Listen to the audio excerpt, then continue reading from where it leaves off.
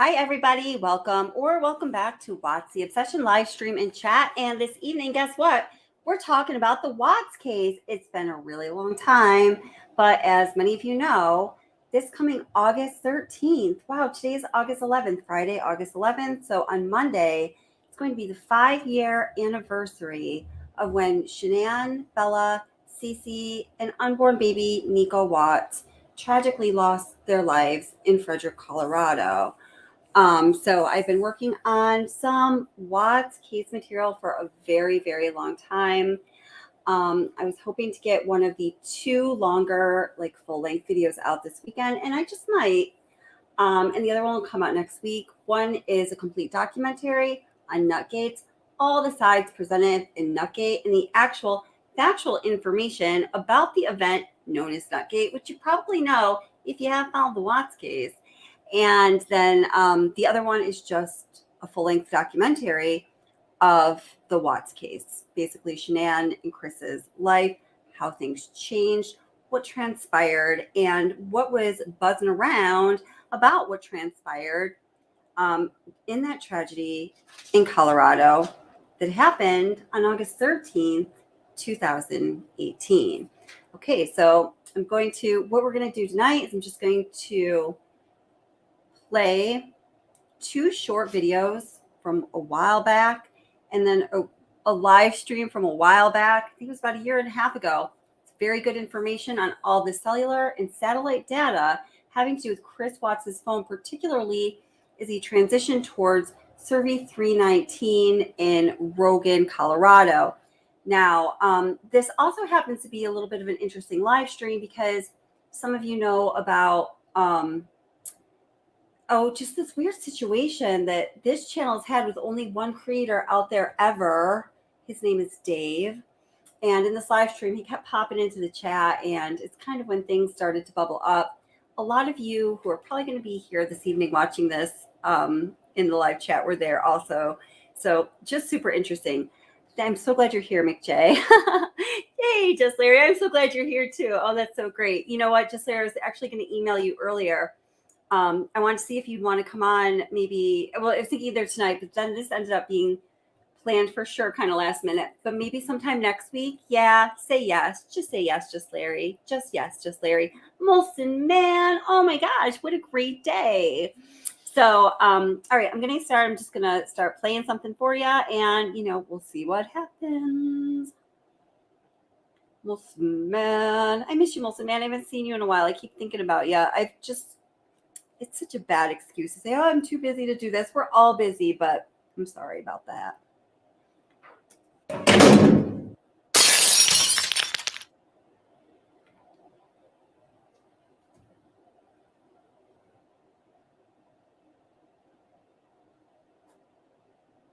I have all these things that I can't tell you.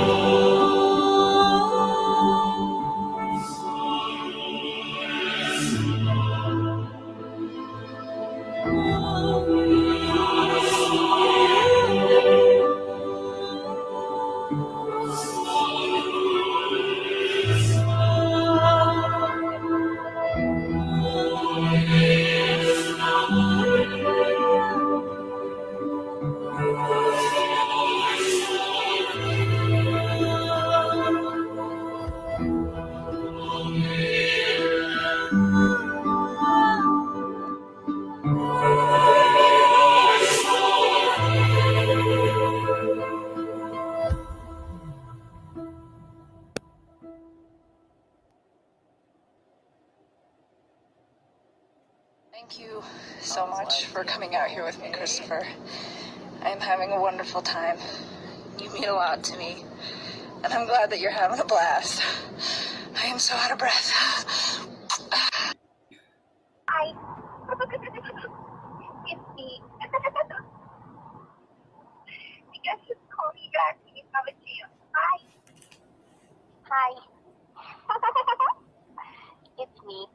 I miss your face.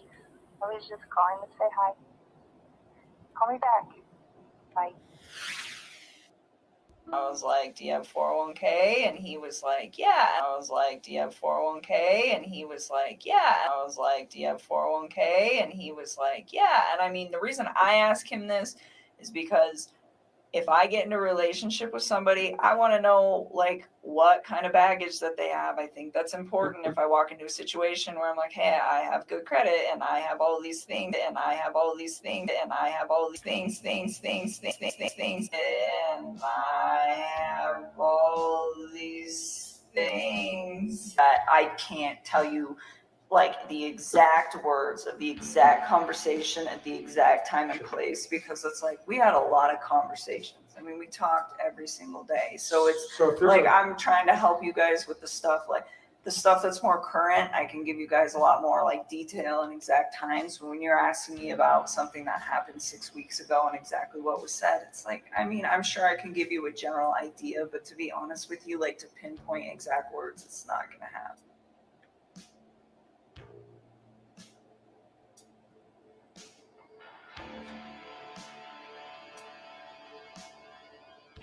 June 27th, 2018. Chris Watts brings condoms to my house. One box is full and unopened. The second is a set of condoms from a partially used box. I asked CW why he has a set of partially used condoms. CW informs me that the condoms he has are from back when he was still having sex with his wife. CW told me they had been sitting in the closet collecting dust, and that SW, Shanann Watts, probably did not even know that they were there. I asked Chris Watts why him and SW used to use condoms. CW informed me that SW didn't like to get messy. I was curious, so I looked up the expiration date on the condoms and noted that the unopened set expired in late 2022, and the open set expired in early 2023. I looked up the lifespan of an unopened condom and discovered it is approximately 5 years. Based on my research, I assume these condoms were manufactured in late 2017 and early 2018. I thought it was kind of cute. I was like, oh, he's a dad. I was like, do you have 401k? And he was like, yeah. I mean, when he was with me, I considered it to be fairly healthy, was open communication. And it was what I thought was honest. And it was very calm. It was respectful. We got along really well. He gave me my space when I needed it. I gave him his. And anytime like he wanted to take care of it, like anytime that his kids could be in like his life for hours or days or whatever, whenever they were home, I made sure that I wasn't.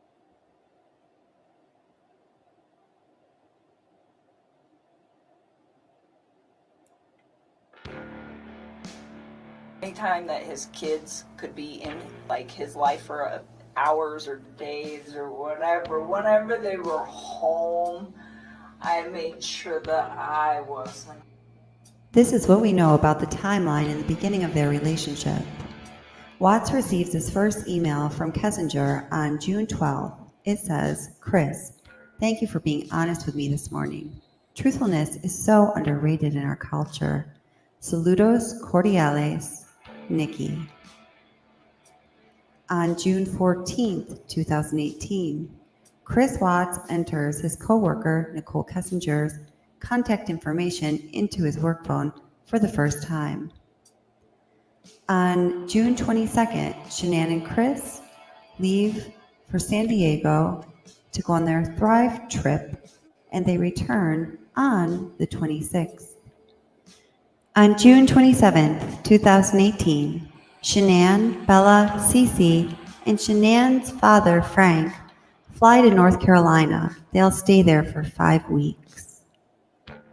Could it be on that same evening, June 27th, 2018, according to Nicole Kessinger's 7-page letter to law enforcement, Chris Watts arrives at her apartment with 2 boxes of condoms. 1 box is full and unopened. A second set of condoms is partially used. The whole world knows about that. Now, I just have to stop to say, okay, ladies, if some guy shows up at your place and brings a box of of condoms that are like half of them had been used, like seriously, I mean, I just can't even. I don't know. Every time I think about that, I'm just like, ugh.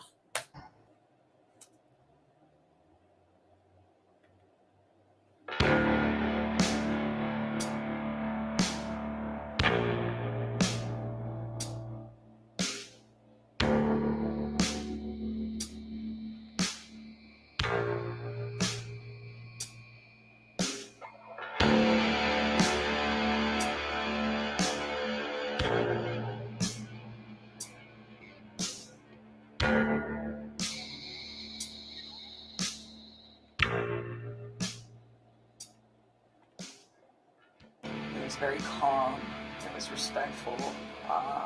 We got along really well. He gave me my space when I needed it. I gave him his.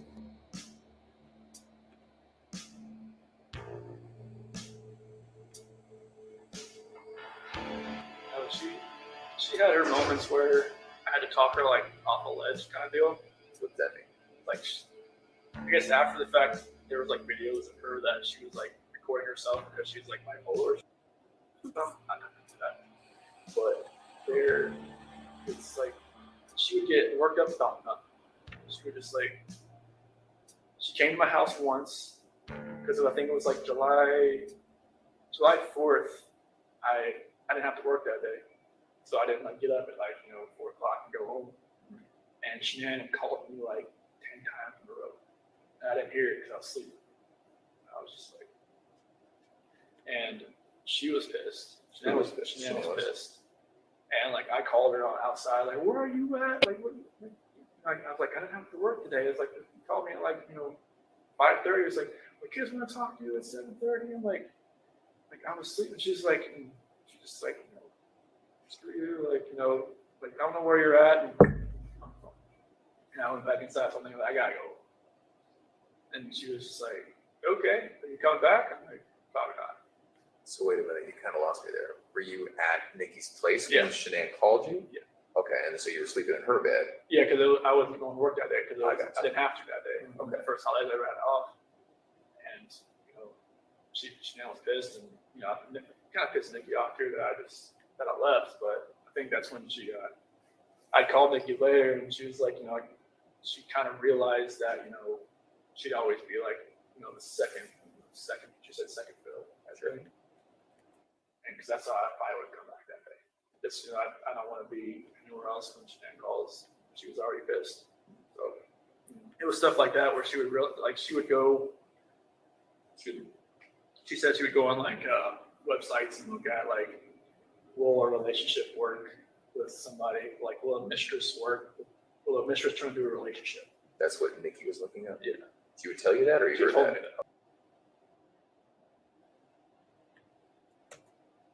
that. Bitch would tell him that. Man, this woman will never cease to amaze me. The little taquito, the little sexy skanky taquito, whatever we called her last, is always going to amaze me. She is an amazing, extraordinary human being. I'm convinced of that. So then, of course, with this tragedy, there is, the question in my mind, and it still exists for sure. Many of you have gone right along with me or even started before with the deep dives into all of the timelines, all of the data, and NK's possible involvement at whatever level it was. There's certainly something that we do not know about, the narrative that she and Chris Watts have been perpetuating since this tragedy occurred. So, then there is, of course, the much more just absolutely horrific, tragic side to this whole event. On YouTube, we can only say certain words, and that is, of course, the loss of lives, none of which should ever have been lost. And all 4 of these individuals, including unborn baby Nico, of course, should be still living out their God-given lives. Happy birthday.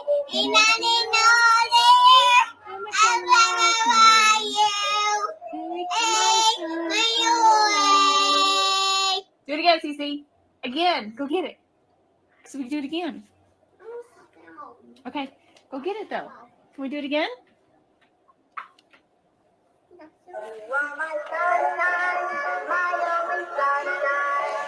If you're alive today, you've been through a lot.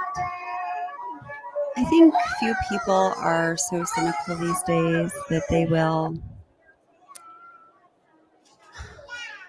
not believe in the signs, God, or the universe, whatever your belief system may be, gives us to guide us along the way. I'm just going to go fast forward a little more without some of the rambling to the question connected to Earth. I believe in the signs that guide me along the way, telling me to stop, to slow down, to change directions, or to keep going. If you've been following this case, or if you're new to this case, you've got to wonder, does Chris Watts regret not following the signs that were leading him away from the path that he chose?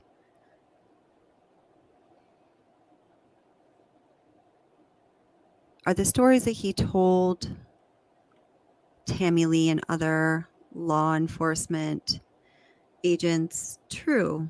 That he wishes things were done differently? That he wishes that he made choice Z instead of A? Let's listen to some of the times Chris Watts talked about different choices that he could have made or different signs that he could have observed along the way. So ultimately, there would be a different outcome. What were you thinking this whole time? Like, In the back of my head, I was just telling myself, "What are you doing?" Every time, I open up my phone, I can see pictures like of my wife and my kids, and I'm just like, "What am I doing?" And then, like every time I was with her, it seemed like I didn't think. It seemed like it was like a blinder that was in my face. oh, And just like every time I look back on it, like I have pictures of my wife and kids and myself, and like every night, or every morning, every night, I just talk to them, say like I have like this book I used to read for CC, and I remember that book, so I read that to them like every night, and like there's some scripture and stuff that I read to them, so just try to think back. Like I wish this never happened. It's like I wish that blinder wasn't on my head, right in my eyes. That would have seen what was going on. Like I was having. Everybody says, "Oh, you're just out there having fun while your kids, or kids and wife are on vacation." I'm just like, no, it wasn't like that. But it seemed like that's what it looked like when you're going, you're going to camping, going to drag race, going all the other stuff that you have fun doing, but you're with somebody else. It's not your family. It just didn't seem right. With her, it just didn't seem like I could even see that anymore. I mean, it was. I had already kind of knew that. Using that credit card, was that intentional? Yeah. I had no other way to do it. Oh, I used because I got these Anarco gift cards from doing good stuff at work and stuff like that, and I'd use them all. oh. Was part of you just like, screw it, whatever, I don't care. I'm using this card. Part of me just wants to say thank you for this, but I don't know. Yeah. Even I think my attorney said she even knows I used a different card, like a blue card. Maybe she thought like I felt comfortable enough just using a bank account or something. But I told her I was going to Iraq, and I told you I was going to Iraq. Yeah. It felt like like looking back at everything, like just like reading the scripture more and more now, I can see God gave me opportunities to get out. Like even my friend Jeremy Lindstrom, he even invited me because it was his daughter that came and watched the kids on that Saturday night. And he was like, "Hey, you said we're going to a Rocky game. You want to go to me with the Bronco game and watch the Arizona Cardinals?" Like, in my mind, it was like, just say, hey, I can't find a babysitter. Nikki. Yeah. And maybe that would have been like, like a light switch in my head goes off, light switch in her head goes off, maybe it just like goes different directions. I just have to pause to say, ain't no light switch is going to be going off in this taquito's head. No way, no how. It's kind of like my last opportunity to kind of get out and see things.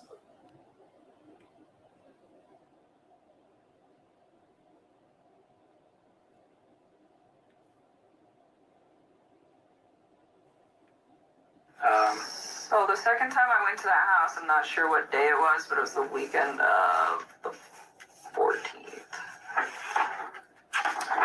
Of August? July. I don't know if it was the 14th or the 15th. One of those 2 days. But we had went out and we stopped there just real quick on the way back. And we were there not very long. But that time I saw a picture of his wife and one of his kids. And I remember thinking to myself, like, wow, she's so beautiful.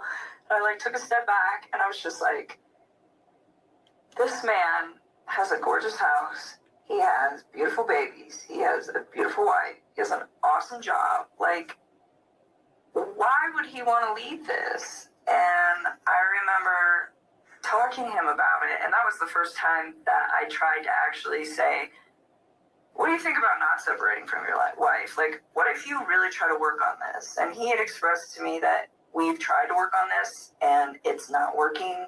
So that is why we're separating.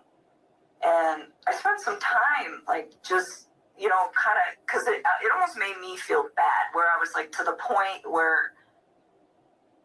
I love how it almost made her feel bad that he had a wife and 2 young children, and she well knew, as I've proved several times, and I think other people have as well.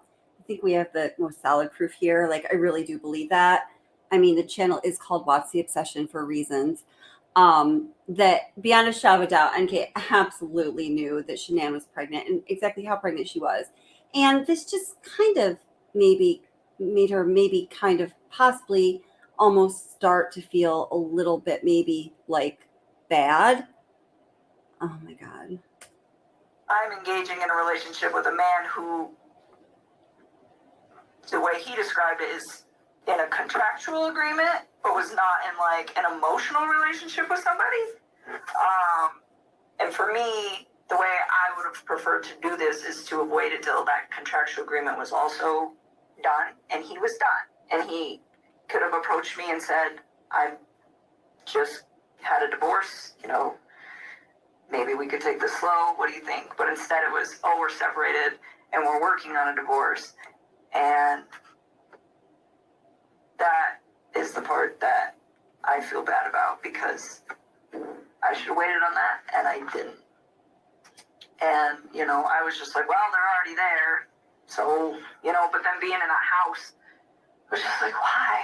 Fix this. Find a way to fix this. Make it work, And I was trying to push him to do it, and he seemed pretty reluctant.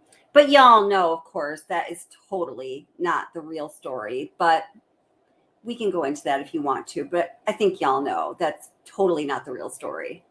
To do it. He didn't want to.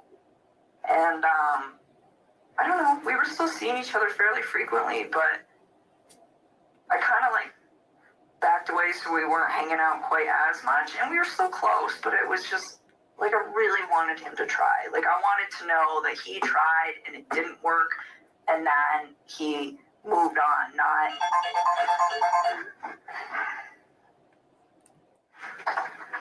Not that, they both kind of tried and then he got himself into a situation with somebody else. And I don't know. I just thought he had a beautiful life going on, and he could have made it work. That was the way I looked at it from the outside. So is this something you reflected on since this event, or was this you? No, I was doing it then. You said, this doesn't look right. He's kind of, I don't want to be responsible for breaking up a marriage, especially with 2 children. Is that kind of the gist I'm getting? Good call, Jody. Yeah, she almost says for what is it? Breaking. What does he say exactly, Jody? Oh shoot, I thought I pinned it. She nearly says separating from your life, then she corrects and says wife. Really good call. In here. I didn't think it didn't look right. I mean, I think he was legitimately sleeping in the basement, and I didn't think that these two were. I mean, I think it was like, hey, we're both stuck in this house for now. We got to sell this. In the meantime, you live here, I live here. We sleep in different rooms. Take care of the kids. That's just like kind of how I took that. And no, I didn't think it didn't look right. I just thought it just seemed like he had so much going on, and it was just beautiful that it was like, why don't you just try this out, you know?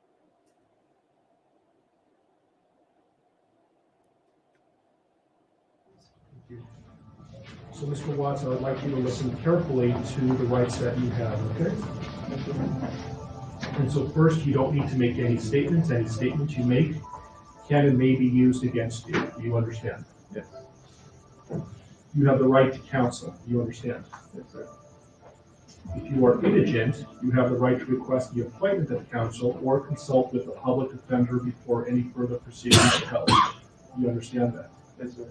And Mr. Merson is the head of the public defender's office, and he is going to represent you today and potentially in the future. You understand that? Yes, sir. Okay. Any plea that you make must be made voluntarily and not the result of undue influence or coercion. Do you understand that? Yes, sir. Right now, charges have not been filed, so this is a limited advisement. I intend to bring you back next week once formal charges are filed on Monday, so I can give you a full advisement. But I will tell you that at this point, the court is not authorizing any bail. Once I know what the official charges are that are filed by the district attorney's office, I'll inform you the nature of the charges. If charges are filed, you have the right to a jury trial, and you have the right to demand and receive a preliminary hearing within a reasonable time to determine whether probable cause exists to believe that you committed any of the charges that are filed by the district attorney's office. Do you understand that? Yes, sir.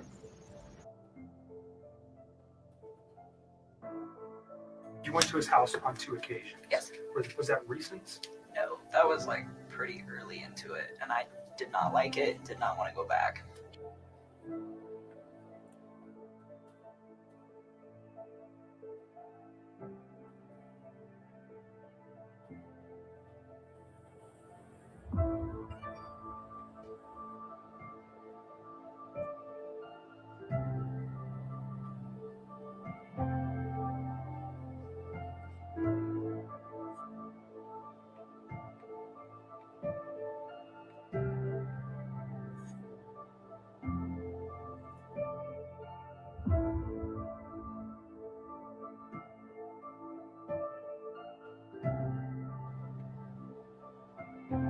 Do you recall where the house was? Yeah, it's like right off the highway in Frederick. Okay. Near the streets? I mean, I'm sure I could figure it out again if I like really had to. Like off the top of my head, no. Do you know the street name? No. I would have to like drive around in there to get there. Lies, lies, lies.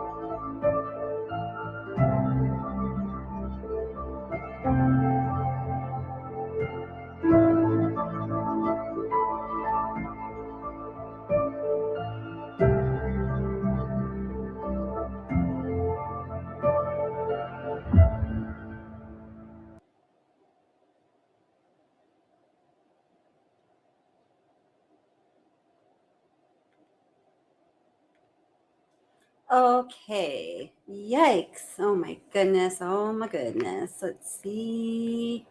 So I want to get to something that let's see, what was it? Dave, let's see. And oh, thank you so much, Pizza. Thank you. Love it. Great stuff, girl. Thank you very much. Hey, I appreciate it. Glad that you're here. Glad you can make a live stream. That's awesome. Thank you so much for supporting the channel. Hi, Anaflexes. How are you doing?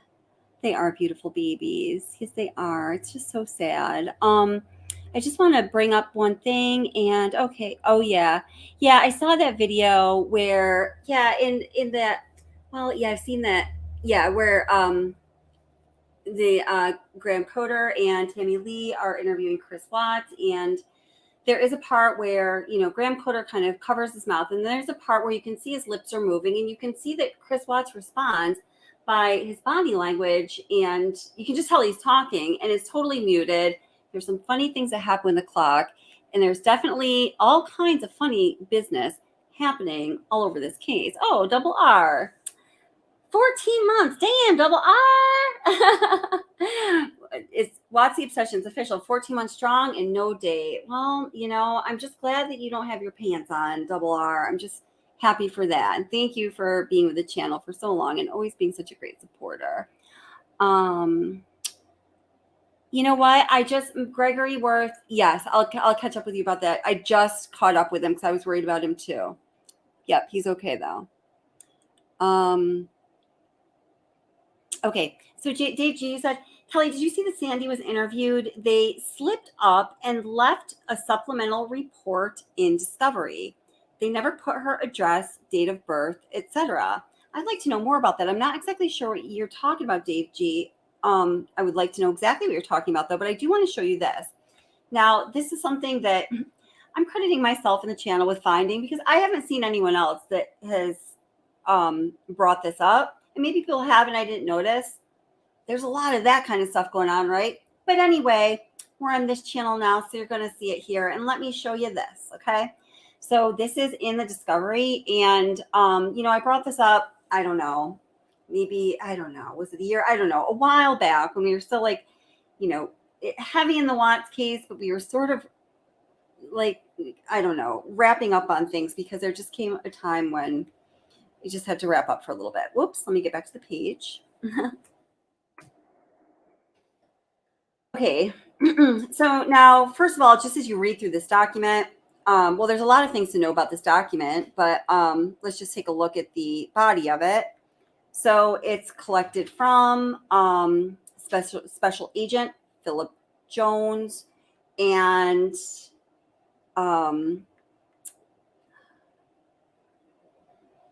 this is the page. Okay. And then it says details. It says recorded interview of Nicole Kessinger. In parentheses, it says protect identity, all capital letters, on August 15th, 2018. So there's a lot of problems with this, guys. In this Discovery, this is the only witness or person next to the name of that witness or person or whatever role they play where it says anything about protecting their identity, confidentiality, anything of that nature. All right. You'll notice at the bottom it says unclassified. This document contains neither recommendations nor conclusions of the FBI. It is the property of the FBI and is loaned to your agency. It and its contents are not to be distributed outside your agency. Well, this particular form, that this information on this page, where next to Nicole Kessinger's name, it says protect identity. And remember the date, August 15th, 2018. It's recorded on this form, FD 1087 revision, May 8th, 2010. So when I noticed that it said protect identity, and I noticed some things about the date that were a little concerning to me as well, I noticed this form number, and I looked through all of the other forms that any evidence was collected on, whether it was an interview, video evidence, witness statement, whatever it was. And this was the only time this form, FD 1087, revision May 8th, 2010, was used. So when you look up that particular form, you will notice that there are all kinds of cases that were pending that were once classified and now are unclassified, or were classified and are still, or parts of them, I should say, are still classified.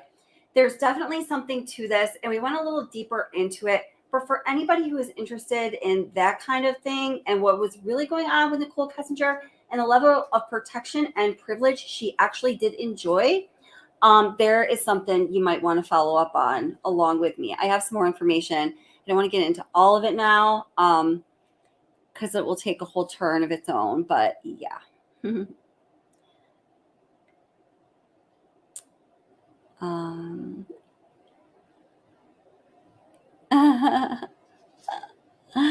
I would just love to talk to her. Oh my God. I would love it. Let's see. All right, let me get back down to, yeah, Garden Girl says, I believe that Bella was the only one who was alive and well on that ride to Cervi. I agree with you 100%, Garden Girl. And there's a lot of reasons why I totally agree with you. And I feel pretty certain that's the case. I see some other people are agreeing as well. Oh, it's so sad. Oh. Yeah. Yep. That too, Garden Girl. There's some things I can't read. I've been getting a little bit of trouble from YouTube lately, with what's being said. And then I don't want to get into it, but I just have to be careful what I say. Again, we're in one of those.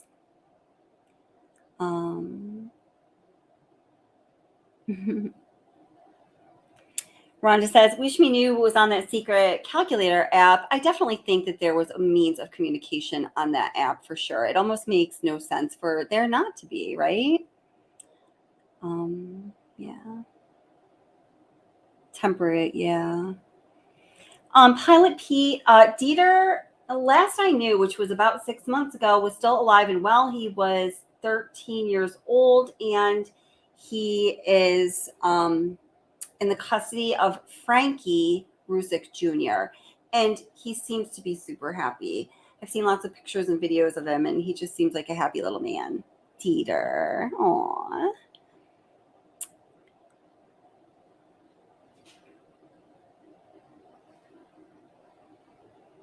Let's see. Okay, so next. So this is a live stream where in this live stream, we're specifically talking about, and this was not this past Christmas, or I think this was actually not this past birthday of mine. That is when Brian Koberger was arrested, but the birthday before, December 30th. So about a year and a half ago, always eventful things happening on my birthday. Brian Kober being arrested, getting bullied by weird YouTube creators. And we're talking about the cellular data and also the cell signal data and the satellite data as it pertains to tracking Chris Watts' movement, particularly on his way to Cervi 319 and at Cervi 319. So if some things in there are being said that when you're like, why are we focusing on that so much? At the time I created this video, there was a lot of controversy in the true crime community, people that were still covering Watts or talking about Watts, as to what was really up with Chris Watts's cell data and all those trackers, and what did it really mean? Of course, we got it right here, and I don't always get it right, but this we got right. Like right. So that's what I'm telling you, it's right. But there's a lot of useful information pertaining to the Watts case, of course, in this video, but also just about the nature of cell phone data versus like cell signal data versus satellite data versus some more sophisticated types of data and signaling that applies to all true crime cases. And then there's also the interesting, kind of true crime drama aspect of things, which I don't really like to ever get into at all, but sometimes it comes to you and it exists. But I think some of you might remember this live stream, and I think almost all of you will find several aspects of this live stream to be interesting. At least I hope so. Oh, let's see. Oh, wait. It's playing. I may have pulled something else on top of it. So let me just grab what I need to grab. It'll just take me a moment. Let's see here. How's everyone doing, by the way? My son is gone all weekend. He's gone to, like, you don't hear him playing video games in the background. So sorry about last live stream. He was super loud. He's gone for 2 nights. He's like almost 15. Oh my gosh, I don't even know what to do. I haven't been away from him for 2 nights since he was like a little baby. And he like went to stay with his grandparents or something. It's so weird for me. So super weird. He's such a pain in my ass right now, but I love him so much. You know how that is, right?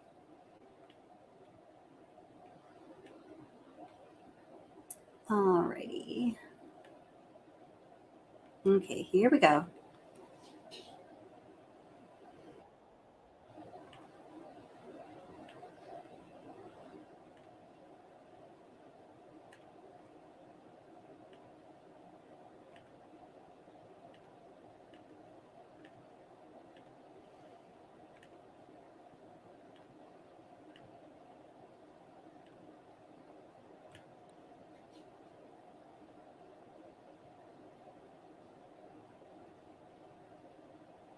Christmas.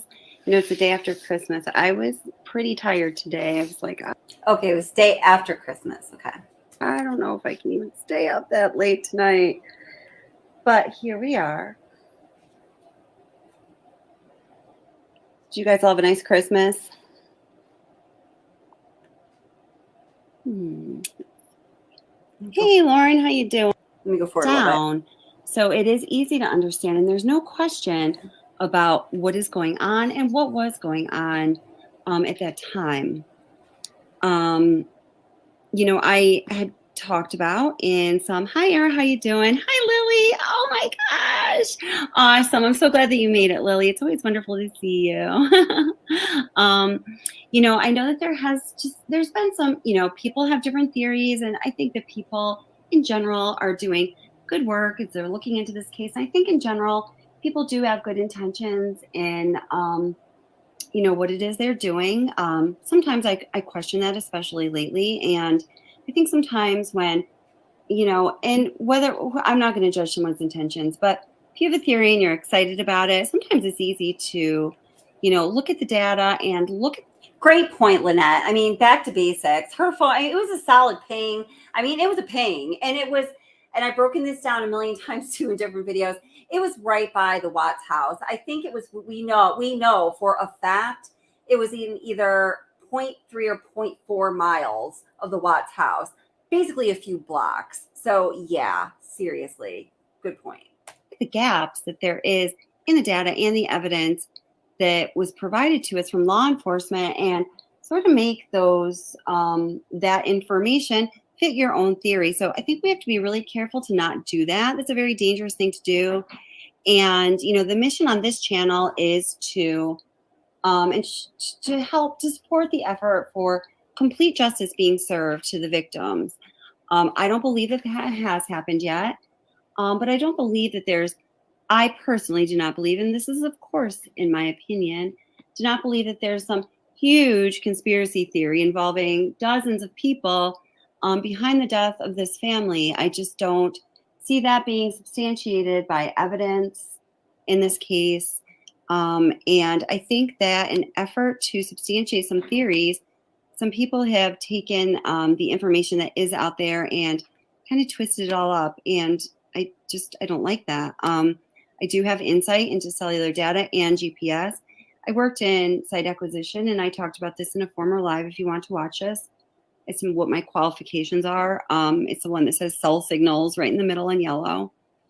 I worked in that industry for only 4.5 years. I have been talking to people who are experts in that industry, who have been, very informally consulting with me on this case. One of those people was a 22-year vice president for Verizon, and she's broken off now.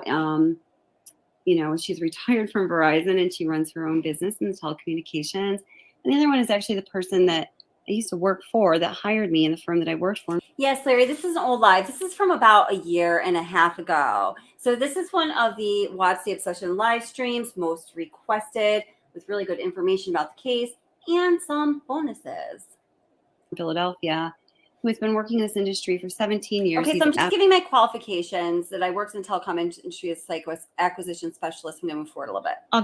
Of the evidence that's been put out in discovery, right? Nobody's like a master of all trades. Nobody has complete instrument or measurement. Okay, here. So this is important.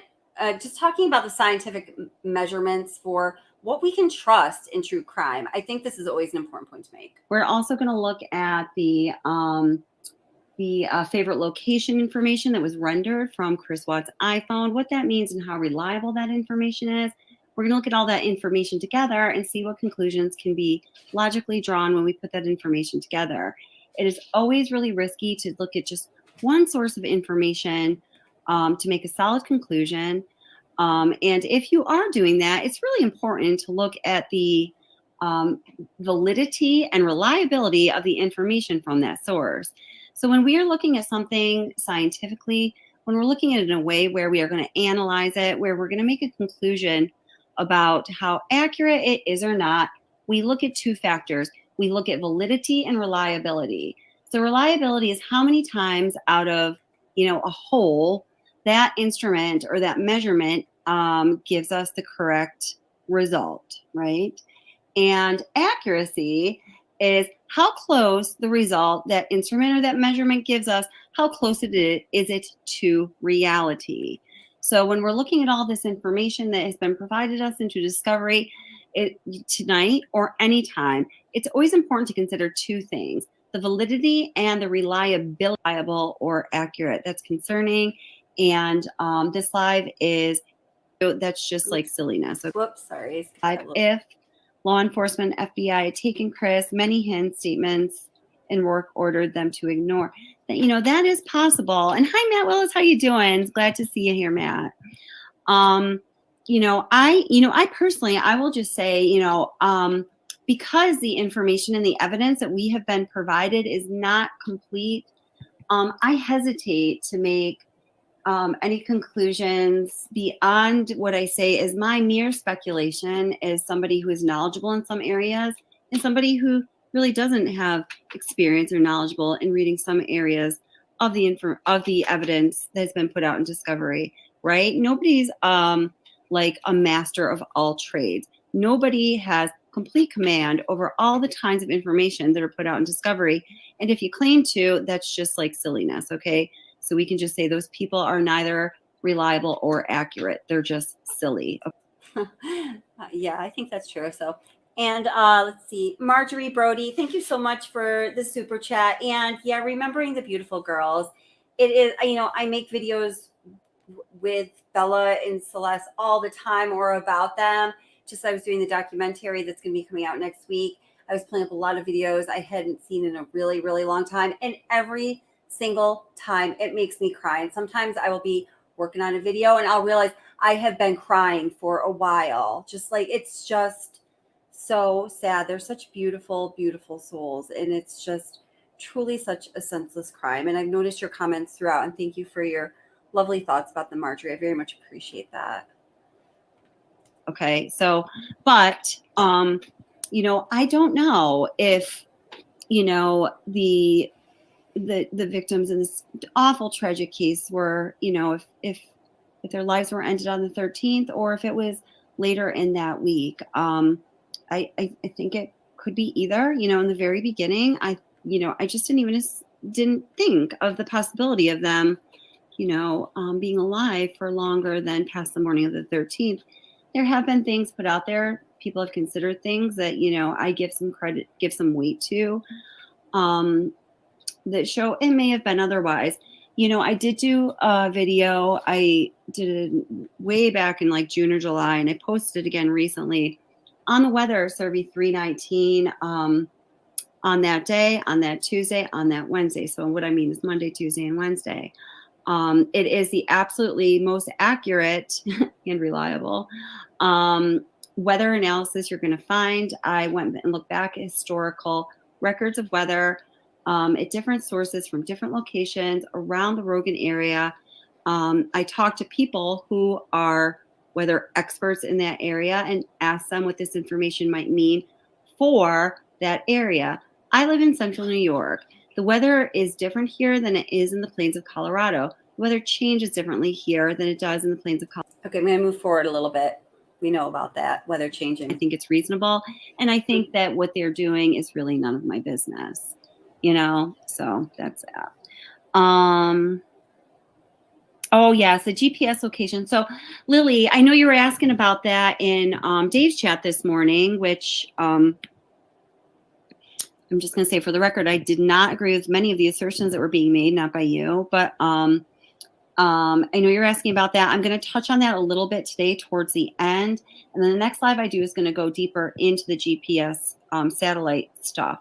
I will say to start that GPS is separate from GPS runs on satellite. Satellite is separate from cell towers, from a wireless network, from Wi-Fi, etc. Okay, GPS is global positioning, and it was created by the military in the.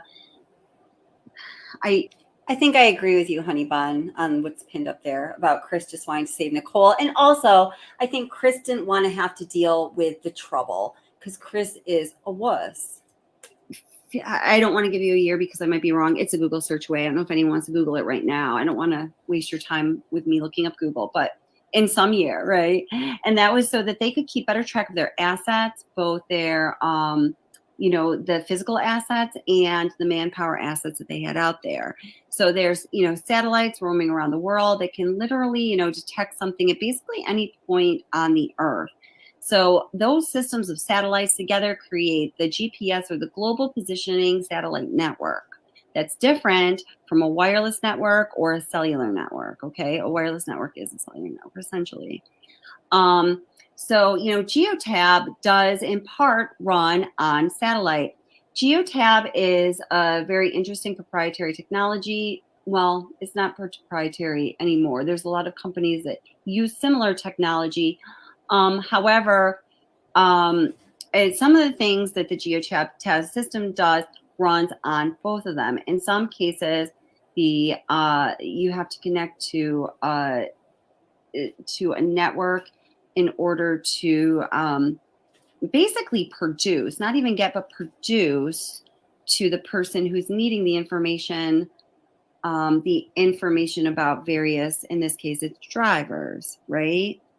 So, I saw this comment right here. I just want to clarify this, because it was actually one of my moderators. Well, it was Cecile, who still comes around sometimes. She's not here as much as she used to be, but she provided all of these documents. We went over it together, and we absolutely disproved the theory about that. I honestly think it was put out a little irresponsibly about the possibility of NK or NKZAD being a diplomat. That is categorically not true. And it's all good. I mean, there's so much speculation about this case, whatever. But I just do want to give you that little facty fact. So I have a video explaining why somewhere out there. And if you want to know, we can talk about it a little bit later. But I have all the documents right on file here. What are the updates? Your iPhone? Is that what updates your iPhone location? It's not. Your iPhone location it is not based on GPS technology. It is based on cell towers. And I am going to talk about that in a presentation. So let me get into this, and let's hopefully we'll get there before you fall asleep, Lily. Especially the bald spot. Yeah, I feel ya. Scottish girl in. Yep, I feel ya on that for sure. Okay, so let's get at it. I'm going to share my screen in a minute. Let's see. Okay, whoops, let me get back up to the top of this presentation. All right, so some of this is going to be like, oh, DC Primetime, I'm so glad you're here. I was like, DC Primetime really needs to be here for this. So happy to see you. Review for some of you guys. For others, maybe not. I don't know, but there will be conclusions that are not just mere review. So I am going to have to try to share the screen. I'm going to then have to check back in with you and say like, hey, are you guys seeing, the presentation? Thank you. And then I'll get back to it. Because I don't usually use slides, but for this, it just made sense. So let's try.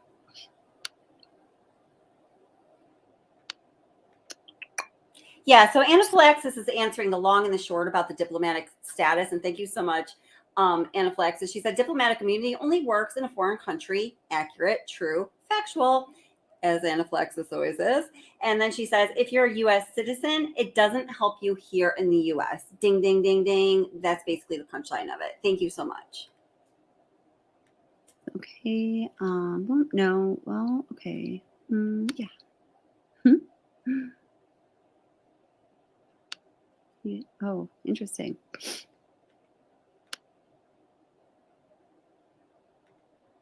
Okay.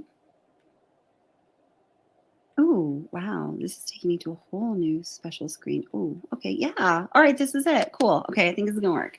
Let's see. It says it's processing. I hope it works just like this. It would be amazing. So Scottish girl asks, is it true that some companies won't keep them at all? They don't want to deal with it. They feel that they exposes them to too much liability, and they're just like, no, it's just, I'm not going to do this, right? So let's see. I'm just going to see if this. Yeah, all right, that worked. Okay, it was really exciting for me, obviously. In this case, I don't know what the policy was for her carrier. I do know that, and this is something that, I found out through my own, quest in this case and my own mission to support that complete justice is served to Shanann, Bella, Cece, and Nico. I have a friend, I put his name out there. His name is Alex. He's a criminal defense attorney, works for a non-for-profit organization that he has a big hand in. And I've been trying to get him to check into this case with me for a long time. He's a really good friend of mine. I went to law school with him a long time ago, and his wife, and they're very, very close friends of mine. He wouldn't give it the time of day. And then just a few months ago, like late summer, he decided to take a look-see at it with me. So he got pulled into the case just like everyone else, hence what's the obsession, and, really ran with it. He ended up talking to, through his own connections and independently, without my prompting even, I wouldn't have even known he could do this, somebody who has firsthand knowledge of the case. We've been working on the case since the beginning. And this person did concede to him that law enforcement does have and has had a bulk share of, I think that was the term that. And that person, I later talked about who that was. He spoke to Tammy Lee, my friend Alex, who's the attorney, who is the person I always refer to as the obsession legal consultant, always has been, always will be, hopefully, if I'm in luck. He actually did speak with Tammy Lee and somebody else that was used. I'll confirm with him what the term was used. He gave me some parameters for talking about the work that he's done. I had done a live disclosing a lot of things that, he and I had discussed, and he asked me to take it down because he thought that it put him at a risk. And also because some crazy person contacted him because apparently I gave away too much information, which of course I felt very sorry about. So I can only say so much on that. But this person connected to the case did tell him that they have almost all of the communications, which I was saying in my last live, leaves me with a question. Well, why isn't more of it in discovery? Then I think the interesting question is, they obviously selected a certain portion of it to put in discovery to give to the public. Why did they select only the portion that they selected, right? So you've got to think, if they have all these communications, but we are only getting these ones that we see, which is a super small percent of them, every one that has been placed in discovery is placed there for a reason, wouldn't you think? I don't think they arbitrarily said, let's put 2% of what we have in there and let's just arbitrarily throw the 2% in, whatever 2% the dice rolls. You know what I mean? So let's see. Scotch Berlin. Okay, so is it true she leaves stuff? And then Scotch Berlin has also said, I have one video on my YouTube and it's NK pretending to be someone else and joins mommy. Yeah. Oh my God. All right, let's get to the stuff. Okay. Processor. Okay, that's important. So there's Chris Watt's work phone. Processor. Okay, that's important. And the RAM stands for random access memory. Random access memory is that memory that exists right on your local telephone, right in your hand. It's right there. It doesn't rely on a cloud or an external device or anything else. So it's 1 gigabyte. Okay. So let's look at his personal phone. His personal phone is item 41 in discovery. In Discovery, it's interesting. They don't even give us the model, but they do tell us that the model number is model MM522LL/A. So research, not a lot of research, a quick Google search tells us that this is a model for an iPhone 7 Plus, okay? So the date of the release of Chris Watts' personal phone, which is item 41 Discovery. And in this presentation, Chris Watts' personal phone is going to be highlighted in purple. Purple, personal phone, purple, okay? Yeah, and hi, Sarah Latte. And by the way, you're right. It's great to see you, by the way. Yeah, the law enforcement still has his personal phone. That is true. So we can see right away that Chris Watts, 5 years later, by the way, work phone is a model that is 3 years older than his personal phone. The processor for his personal phone is a quad core, okay? The RAM, or the random access memory, that local memory on the device, is 3 gigabytes. So looking at the processor, Chris Watts' work phone has that dual core processor, and his personal phone has a quad core. What does that mean? Dual core processes twice as fast as a single core, and a quad core processes 4 times as fast as a single core. All right. So what that means is, now in an Android phone, that's really important. Okay. But in an iPhone, due to proprietary technology, you know what I mean? Due to iPhone technology, it's not as important. However, it is important if you're running a lot of applications or if you're in a location that does not have reliable cell service. The quad core on his personal phone is going to process information at 4 times the speed, twice as fast as his work phone. What does that mean as far as cellular connectivity and cell towers? Knowing that he exists on this earth, it can be significant. Also significant in this regard is the random access memory, the RAM for his personal phone, is 3 gigabytes. The RAM for his work phone is 1 gigabyte. Is that important when we're looking at cell data and what the information can tell us? Hell yeah, it is. When you look at the processor and the RAM in conjunction with one another, this all means that his personal phone is going to be let's go to the next slide. What does this mean? Let me read it to you. Essentially, a dual core processor processes data twice as fast as a single core, and a quad core 4 times as fast as a single core. RAM for iPhones. RAM is not as important as it is in an Android due to proprietary technology. However, several applications are running at once. A higher RAM phone will be more efficient. Conclusion: a better processor and higher RAM will ultimately make for a better and faster phone. And this includes when a phone connects to a tower antenna. In terms of Watt's work phone and personal phone, his personal phone had a higher RAM and a better processor, which means it will connect faster and more readily, especially when it is working hard to find a network, okay? So, hi, Desired, Merry Christmas. So happy to see you. Oh, I miss you. No, don't worry, y'all. It's not really Christmas time. This is an older live. We're digging back into the Watsy obsession. A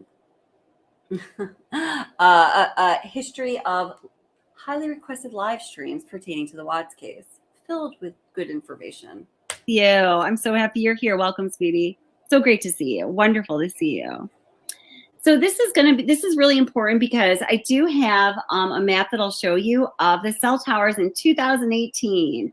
This is something that is kind of hard to get your hands on these days, but one of my friends that I used to work with that I was telling you about got it for me. So we can see exactly where the cell towers were and what carriers they had on them in 2018. Pretty cool, right? Okay.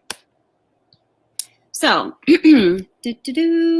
so this is from Discovery, and it's just looking at the different phones that were collected for evidence and the information they gave about them. So it tells us under synopsis, the reports were generated from Axiom and Celebrite and for all submitted items.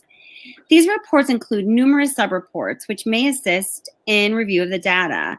Sub-reports include chat, timeline, contacts, web-based artifacts, and more. All reports have been provided on CD2. Reports should be reviewed in their entirety. That's interesting. Reports should be reviewed in their entirety. Reports should be reviewed in their entirety. It says it right here in Discovery, and not looked at one part at a time or one item at a time, not cherry picked. And never should we take one piece of information and run with it, making a conclusion that is not, going back to, reliable or accurate. That was my whole lesson for this live stream, by the way. Okay, findings. To assess the content of the CD2, we don't need to read that. Okay. So Watt's work phone, remember in this presentation, Watt's work phone will be highlighted in red. Watt's work phone is red. Item 40. So it's a black, as we said, iPhone 5S. Prior to processing, the photos were taken to document the phone's condition. This phone was secured by way of a PIN. They gave him the PIN number. Prior to processing, the phone was placed in a Ramsey box to charge. It was determined that the phone was on airplane mode, and therefore the phone was removed and processed using Celebrite and Axiom.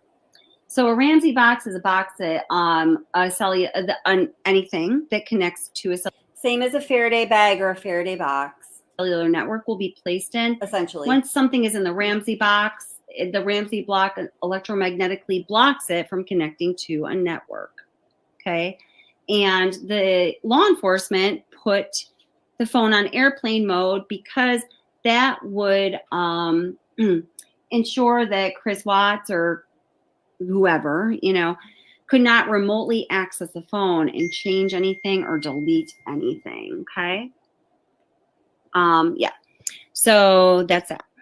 But airplane mode, keep that in mind because this is interesting. Okay. The analyst says, I reviewed the timeline within the Celebrite report, and it appeared they noted the last message. Remember, this is his work phone. What on Sunday, the 12th of August, was sent at 6:12 p.m.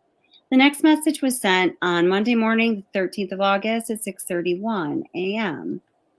Following an attempted phone call to Cody Roberts. Okay, so.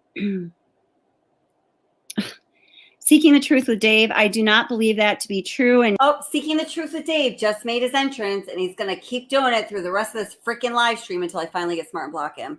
He's to this day one of the only people that's blocked on my channel. I think there's like 8 people total blocked ever. It's like him and 5 of his alts and like 2 other people. And if you can just please listen to the presentation, just relax. Thank you. I manually reviewed the phone's content and documented several artifacts found within the phone that included the health data section and the location services section of the phone. These photographs will include the physical activities such as steps, other movements, and related activity on the date of Sunday the 12th to Monday the 13th. Okay. The location services noted activity in Rogan on 8/13/2018. And now just hold tight, because there's going to be more notes about that here in the discovery, okay? Let's see. So all of this information will be available within processing the photos for this device. Below are some of the screenshots found. Okay. I did not agree on that last night whatsoever. I would never agree on that. Okay, Chris Watt's work phone is in red in this presentation for clarity. And I was saying that to Dave, obviously. So there were 481 steps around 4:30 a.m. We do not know why. That should say do not know why, okay? It makes sense that there are very few steps were clocked around 6 a.m. This is a time that Chris Watts was ostensibly driving to Cervi 319. You see, there were steps clocked from around 4 a.m. to 9 a.m. continuously.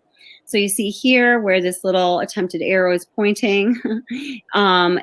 We see it's around 4:30 a.m. There were a lot of steps, about 481 steps. So that's a lot of steps when you're just walking around your house at 4:30 a.m., right? I mean, I'm not doing that at 4:30 a.m., that's for sure.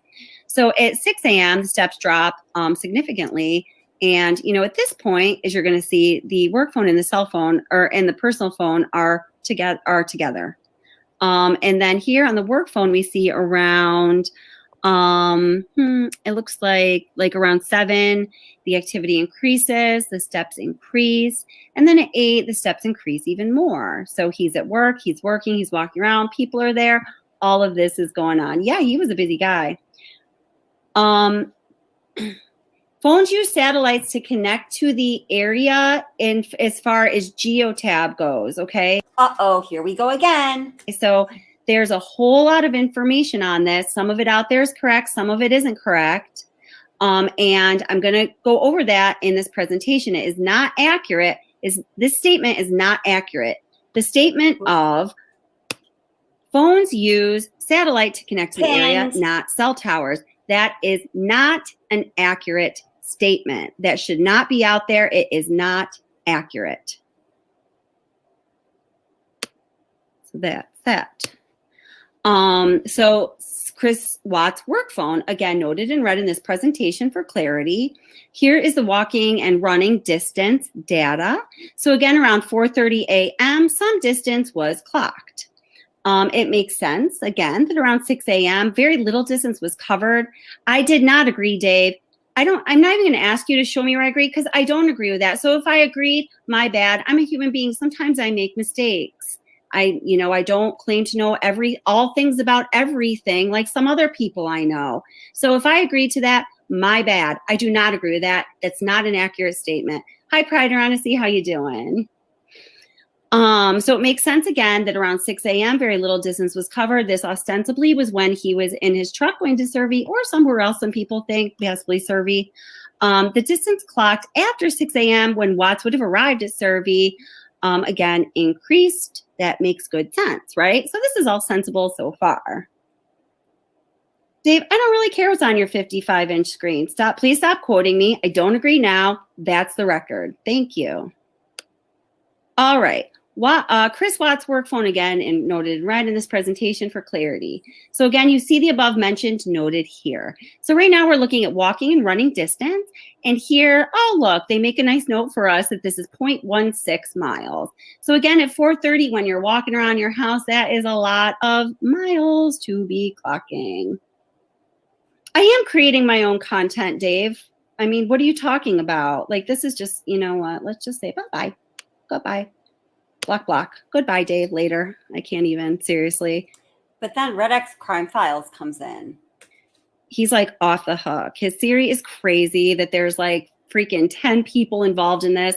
I'm sorry. I was in chat this morning and I guess I made a mistake because I wouldn't have said this in 10. Now, this was the beginning of my falling out. Well, it wasn't the beginning. It was the beginning of the active falling out. It was on Christmas morning. Not this past one, the one before. And David already pitched this crap about, the R family that I just couldn't stand by. Well, here, I'm going to tell the story, I think. Intentionally, if I didn't thought it wasn't put out there, but they were talking about Sandy Rusick, who my heart goes out to the woman. I have no criticism of her. I said earlier let's see. Anna says, hi, how are you? Where is this Dave talking? I'm new to this chat. I'm just wondering who we are mad at. LOL. Okay, so I'm playing some Watt stuff, various Watt stuff, and this is from a live stream for like a year and a half ago. So it's not showing the live chat replay. So he's chatting just like you guys are, and I'm pinning some of the chats on the screen. So I understand that it's confusing that, right? Thank you for asking the question. You're like, whoa, bitch is really crazy. She'd be talking to herself. Live. If I had been through that trauma, I may have gone freaking batshit crazy. I don't know. Like, I can't. I'm so sorry for that family. I want to cry just thinking about it. Every time I think about it, it's terrible. Okay. So Pride or Honesty, I see your. Okay, I gotcha. I see your comment. And I'd like to ask you some more questions about that sometime. Okay. Hi, Joan Bradley. How are you? It's okay. Awesome. Yeah, thank you, Lily. I appreciate it. I'm sorry I blocked him from chat. I just think he's kind of going crazy with this now. So anyway, I made a comment well, of course, if people are saying that she had a hand in, killing her daughter and her granddaughters.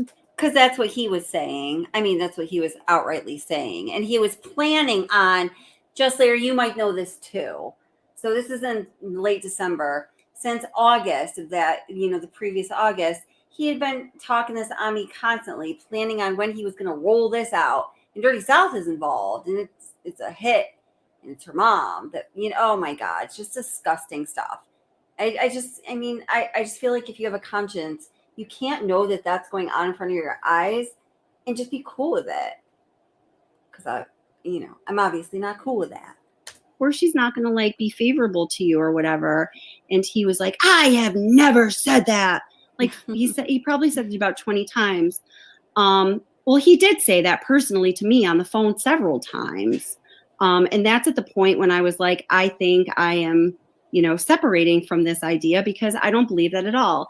At the time when I was talking to him about it, it was that Sandy Rusick ordered a hit on Shanann and got the freaking. Oh, good. I finally got the official from Larry. I knew this was the case. Just Larry says, yes, that is when I finally said enough is enough. Yes, it was in contemporaneous timing. That is consistent with our see you the fuck later, Dave timeline. Dirty South Wheels people involved. So they were all involved. I just can't even, guys. I'm sorry. I can't even. Much peace to everyone and whatever, but I just can't even with that. So moving on.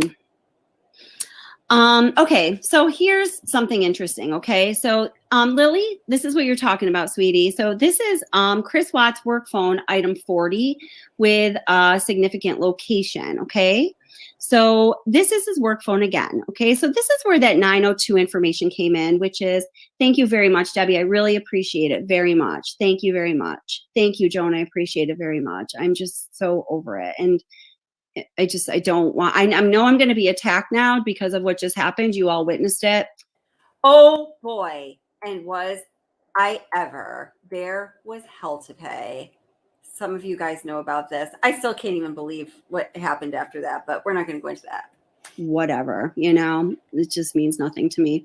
So this is where the 902 narrative came in, which is not correct. I'm sorry. I think TJ works hard. I think she does some good work. I think she used to do awesome work. I think her work is like now.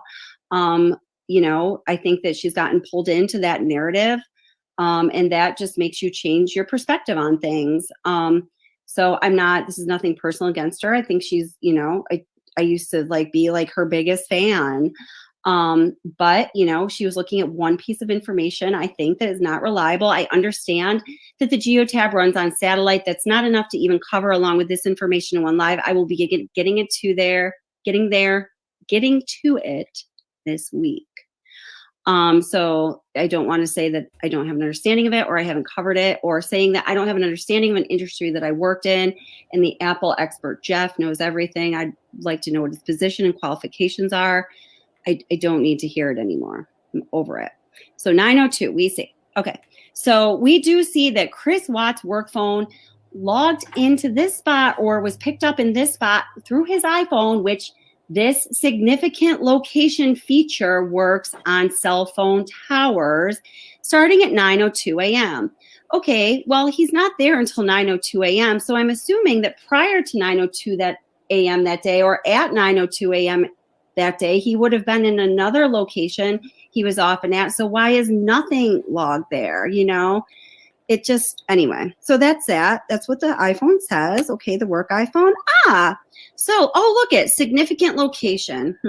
So this is, you can read a number of articles about this. There are telecommunications and different data journal articles on this topic. I've read through some of them. They're just too dense to put into this presentation. If you do not know things related to the industry, it would bore you to absolute death. And you know what?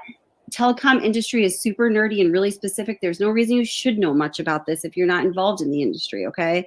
So just a Google search result says, how accurate is significant locations on iPhone? And everything that you will find says the same thing. This is the nutshell, my friends. Okay. Oh, wait, I want to see what you're saying. I'll be right back at you. Prior to honesty, I always like your input. So it says a significant location change is the least accurate of all location monitoring types. The significant location feature on the iPhone is the least significant of all location monitoring types. Now, let me point out that is the only place where you will see that the first time, supposedly, if you choose to read it this way, Chris Watts was in Cervi 319. The morning of Monday the 13th was 9:02. the only place where you can even kind of glean that information is from the significant location feature on the iPhone, which is the least accurate of all location monitoring types. Remember, we said that accuracy and reliability are the two most important, validity and accuracy are the two most important things to determine if a source is reliable ever in life, right? So, okay, not reliable. It only gets updates when there is a cell tower transition or change. This can mean a varying level of accuracy and updates based on where the user is. City area, more updates with more towers. So what this means is when you are in Rogan or Keensburg, Colorado, in the rolling barren plains of Colorado, where there is very little cellular coverage, especially in 2018, especially for the carrier that Chris Watts had for his work phone. Oh my gosh. So when there's barely any signal for your phone, anything to pick up your signal, your phone signal out there, your significant location feature on your iPhone is going to be crap. It is not accurate. It's like kind of silly it was even included in, well, I don't know. The people, I guess, that put together this part of the discovery, I guess they are supposed to be experts in this area, but whatever. It's in there, so fine. It's not accurate. Let's move on. Good Lord. Okay. Let's go to Chris Watts' personal phone. Chris Watts' personal phone is in purple in this presentation. Purple, personal phone, presentation, personal phone, purple. Got it? Good. I just want to say, Pride or Honesty says, I don't like Geotab because it seems like only records, locations at the ignition, stop, start. That is very great point, Pride or Honesty. I knew I loved you with all my heart and more, and I do, and that is accurate. And I don't know if I'm going to be getting to that this week, but it is on the roster. You know, I'm just going to say this.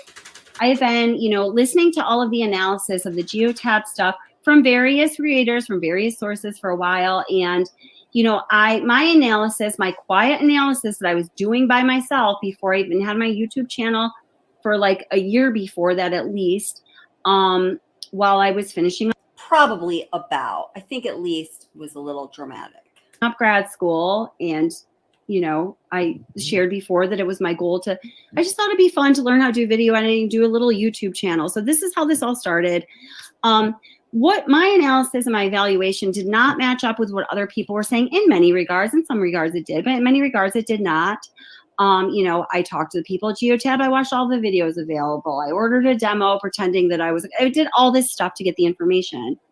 And I just, second guessed myself, and, things that I wanted to put out there, I did not, because it would have been refuting, some creators that I liked and respected. And, I just didn't want to do that because that's not my thing. I do not like it. I do not like the drama. I do not like the conflict. I do not like it. So even though I had different information, at first I second guessed myself. And when I revisited, I thought, well, I think that my analysis is correct. I had some people who are experts far more than me look at it, and they said, yeah, they didn't agree with everything I had, but what they did, and I came to conclusions. I still don't want to put it out there because I respect these creators. I don't like the drama. I've never wanted to do anything that was, just contrary or controversial. I really, what's my opinions changed on this when I've seen all of these attacks against the families of murder victims. That turns my stomach, and it makes me lose respect for what you have to say, or what a person has to say. Okay, so anyway.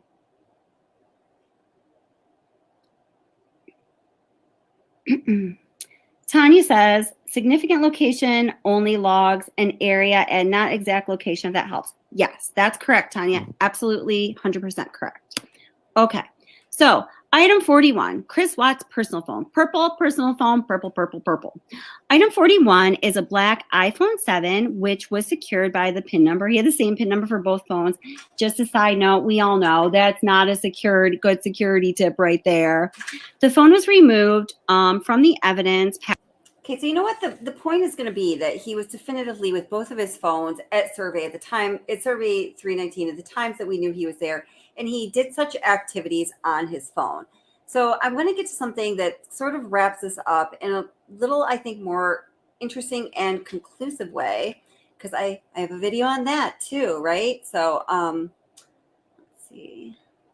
Okay, this video, I'm just going to play part of it. And, going back to the question, who knew what, who was there, who had any part of this crime? This video is called Was Chris Watts' Mistress There? Refused evidence from the day of the M words that the WHYYT doesn't allow me to say right now. Right.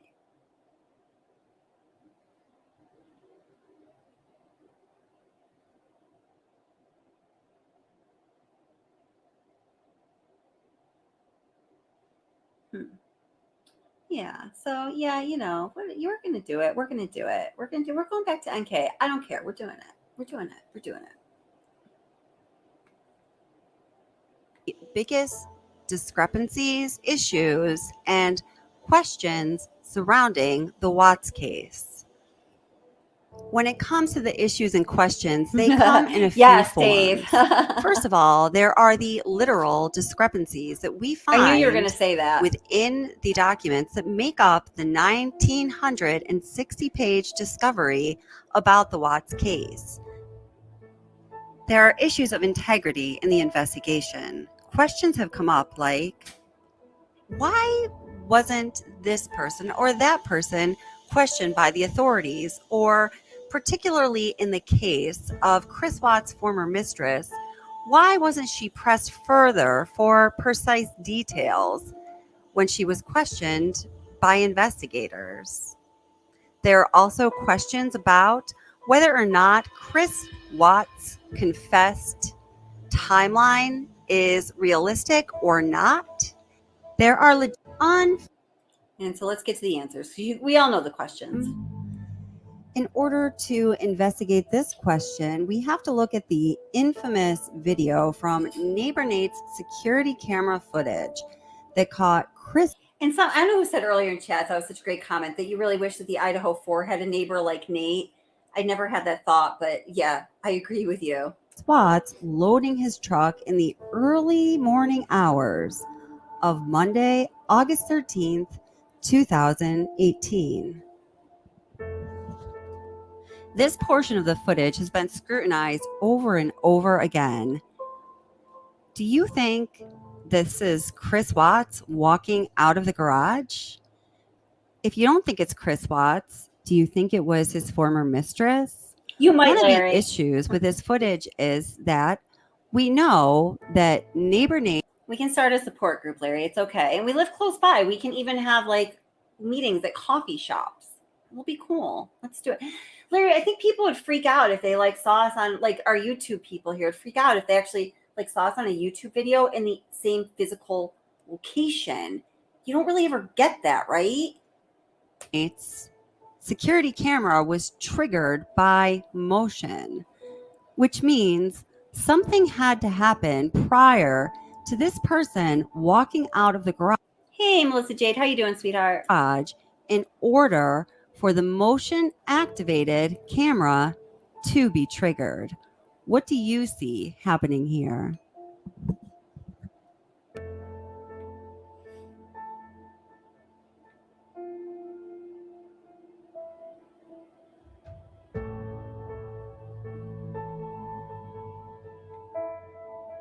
Let's do it.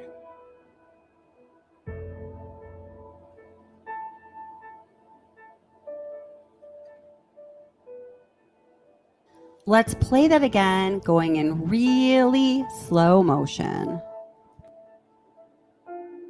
Hey, Tammy.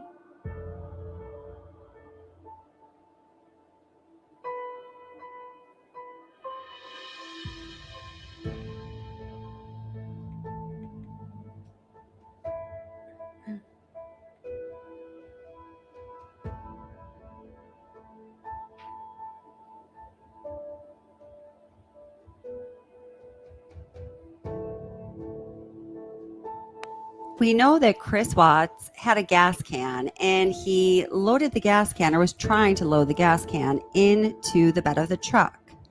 It was noticed here on this channel recently, and perhaps on other channels previously, that when Chris Watts went back into the garage to grab the gas can, it looked like he was reaching his arm out to somebody. We noted that he went into the garage, grabbed the gas can, and turned around with the gas can in less than 0.4 seconds. When we looked at security camera footage of the garage, it was noted that there wasn't any place just inside of the garage to place the gas can unless the gas can was on the ground. All right, guys, and I want to say I don't know if like how, I know it's late, I don't know how much we're actually like zoning into what's being talked about here now, but I did some like really serious like researching, just all kinds of stuff. I know I talked about before on this channel during different live streams and things like that, but what I'm talking about right here, and I became convinced that Kessinger was in the garage, and I still believe that. It's just, if you go through it step by step, it's really overwhelming. And in that 0.4 second span of time, and the way Chris Watts is moving, it looks like it's highly unlikely that he bent over to pick something up off the floor.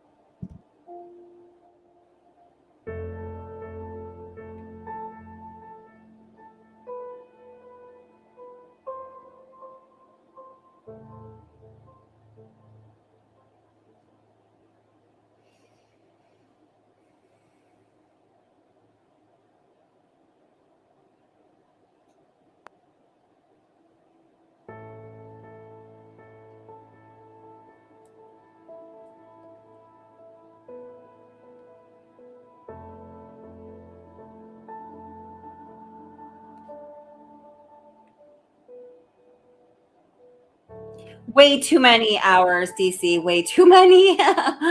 Good question.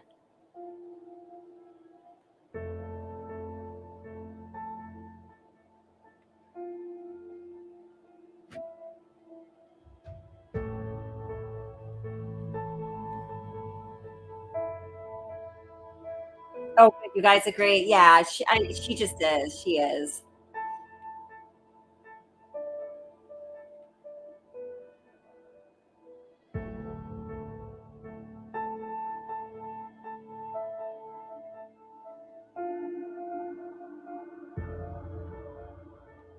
Yeah, for sure, Rhonda. Yep.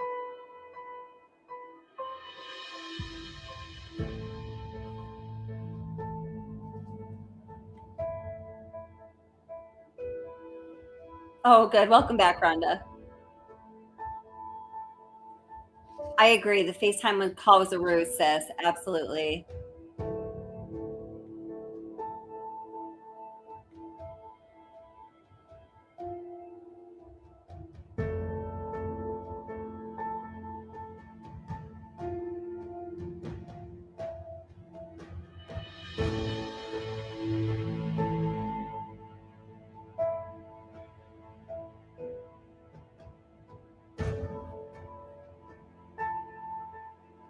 Hey, my cunt.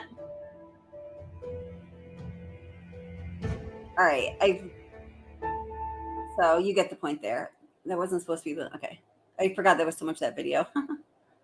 So then I'm sure FBI Special Agent Graham Coder before he was arrested.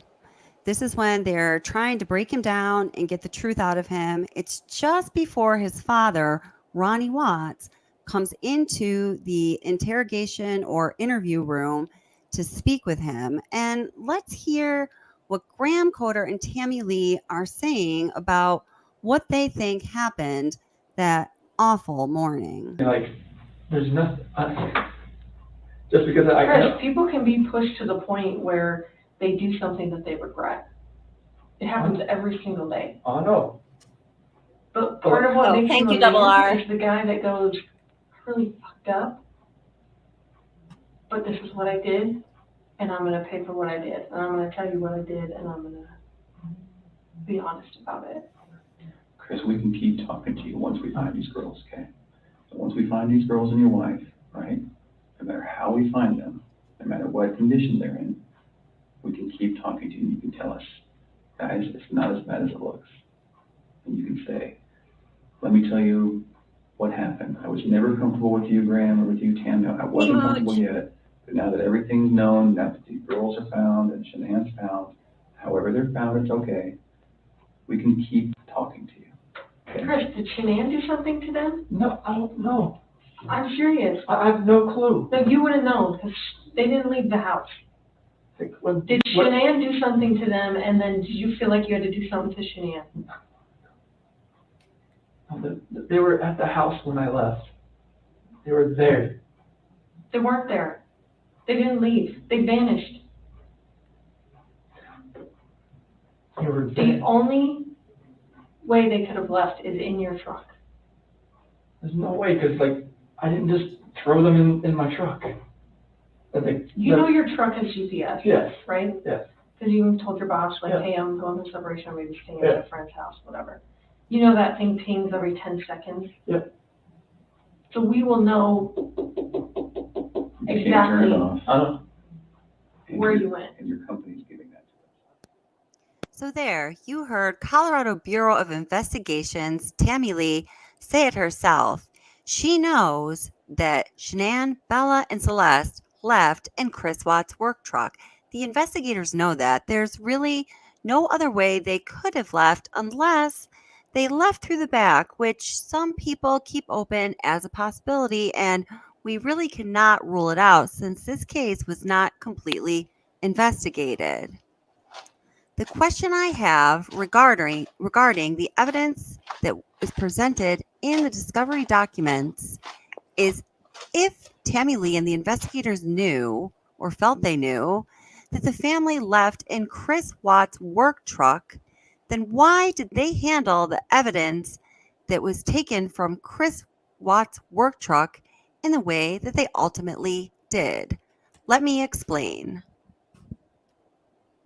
In the discovery, there's a detailed description of how each vehicle was handled, both Shanann's Lexus and Chris Watt's work truck, the Ford F-250. So we're particularly interested in this part under scene investigation and vehicles. It says on Tuesday, August 21st. Now remember, ultimately this video is about, was NK there? Did she know anything? And the collected but refused for evaluation or analysis evidence, which has always blown my mind, as many of you know, and I think it probably always will. Anaphylaxis, if you, I know you just said you feel slow tonight, your eyes are burned from previous live stream. Thank you so much for being here. I really appreciate you, Anaphylaxis. Maybe I'll ask you about this another time because I'd like to know what you think about this. Refused evidence. 2018 at 1600 hours. Myself and FSK Henson arrived at a certain location to process and execute a search warrant for the two vehicles which possibly had been used to transport the deceased victims in the case.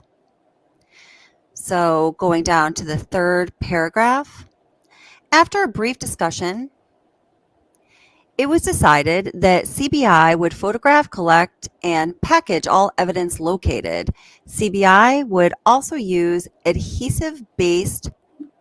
And thank you so much, Just Larry, for the super sticker. And I am glad you are back, Just Larry. And we will go through our PTSD together. And I'm going to hold you to that live stream. Guys, aren't we all cheering for a live stream with Kelly and Just Larry? Wouldn't that be awesome?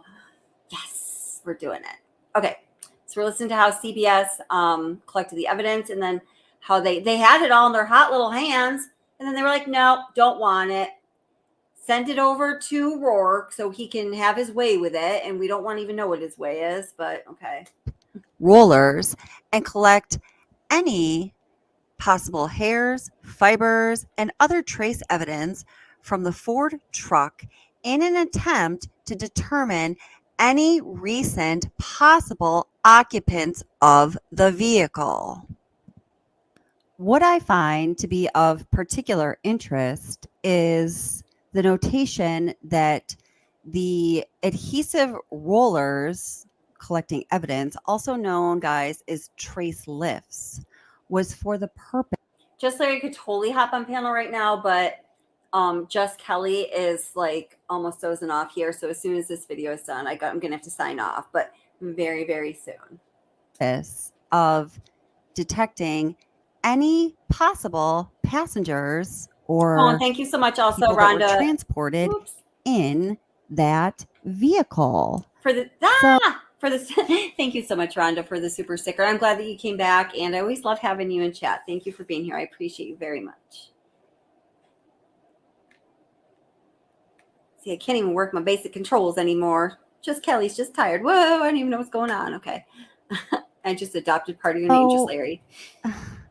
Given that Tammy Lee herself told us and told Chris Watts that one thing she knew was that Shanann, Bella, and Celeste were transported away from their house, 2825 Saratoga Trail, in his work truck, you would think that they would want to collect all evidence and analyze all possible evidence related to Chris Watts' work truck. Wouldn't you think? Yeah. I'll answer my own question. Yeah. The only way they could have left is in your truck. The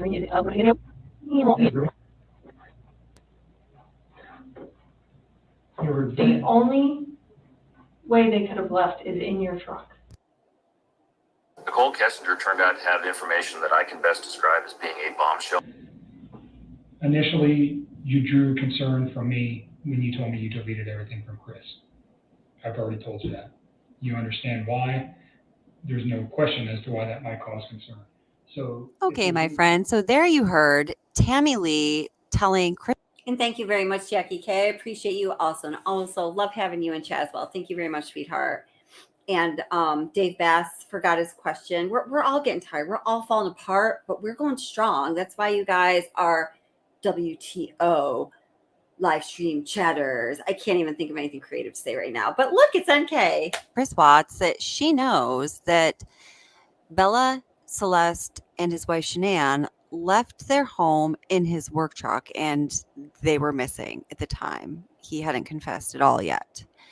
And then we have DA Rourke describing the information Nicole Kessinger gave law enforcement as being bombshell information. And then we have CBI's agent Kevin Kobach talking to Miss Kessinger and saying, initially you drew concern for me when you deleted all of your text messages between yourself and Chris Watts, and there's no question as to why that is. So what have we established? We have established that investigators know that Chris's missing family left the home in his work truck, that Miss Kessinger is a big part of this investigation, according to DA Rourke, bombshell information. And then we have the multiple interviews with Nicole Kessinger and Kevin Kobach in which she repeatedly lies about why she deleted her messages, the text messages between herself and Chris Watts, and any information that relates to Chris Watts on her phone. Kobach comes straight out and tells her, you're shady. Considering investigators know that Ms. Kessinger knows so much that she had such an intimate and close relationship with Chris Watts right up until the day his family went missing. And wait, hold it. Yes. So I'm following you guys in chat. So yes, sis, you like comment the thoughts in my head practically. I love it. And Alexa says, I can't understand why they didn't serve a search warrant on NK's truck. Thank you, retired law enforcement friend. Now, remember, if you weren't here earlier when I pulled this bad boy out, fresh from the, well, not fresh, 5 years old from the discovery.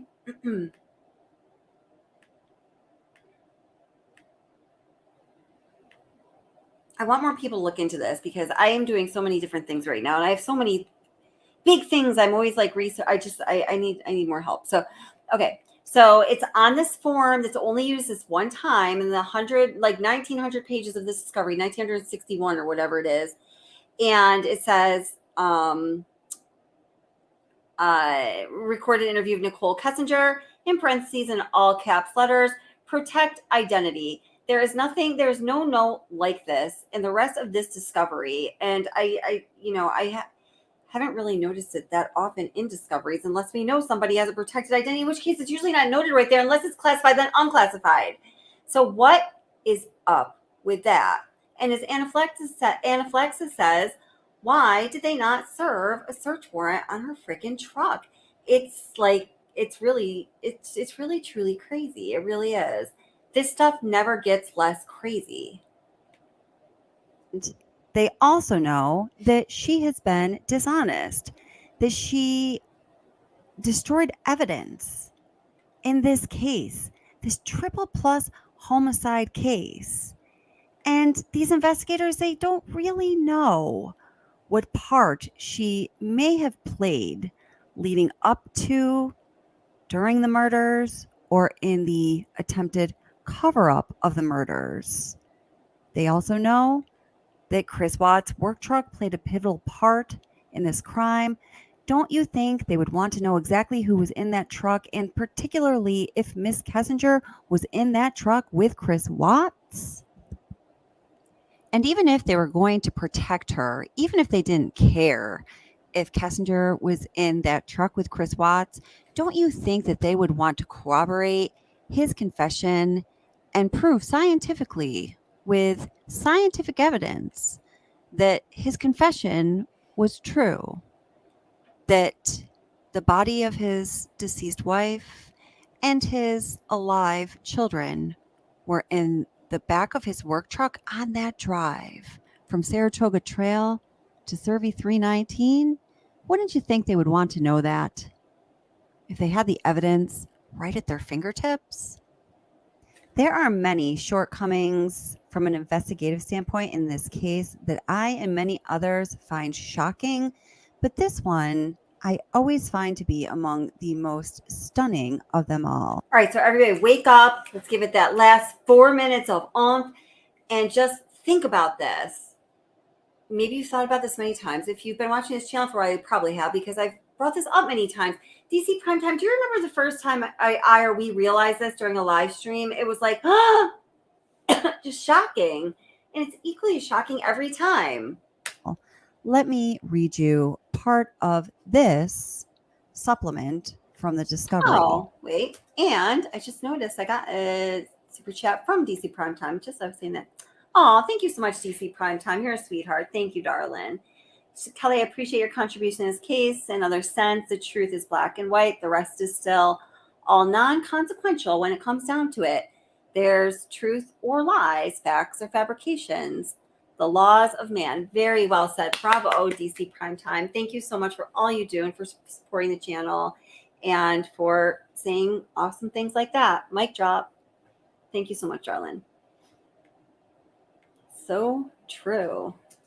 It should be noted that on September 4th, 2018, while running through the evidence submission list with lab tech Patricia Lopez, several items were listed that CBI Lab ultimately did not wish to take possession of at that time. Those items are crossed out on the evidence submission form, which has been added to the case file. The refused items are as follows. I'm going to read the last 3 items. Driver's side seat cover from work truck.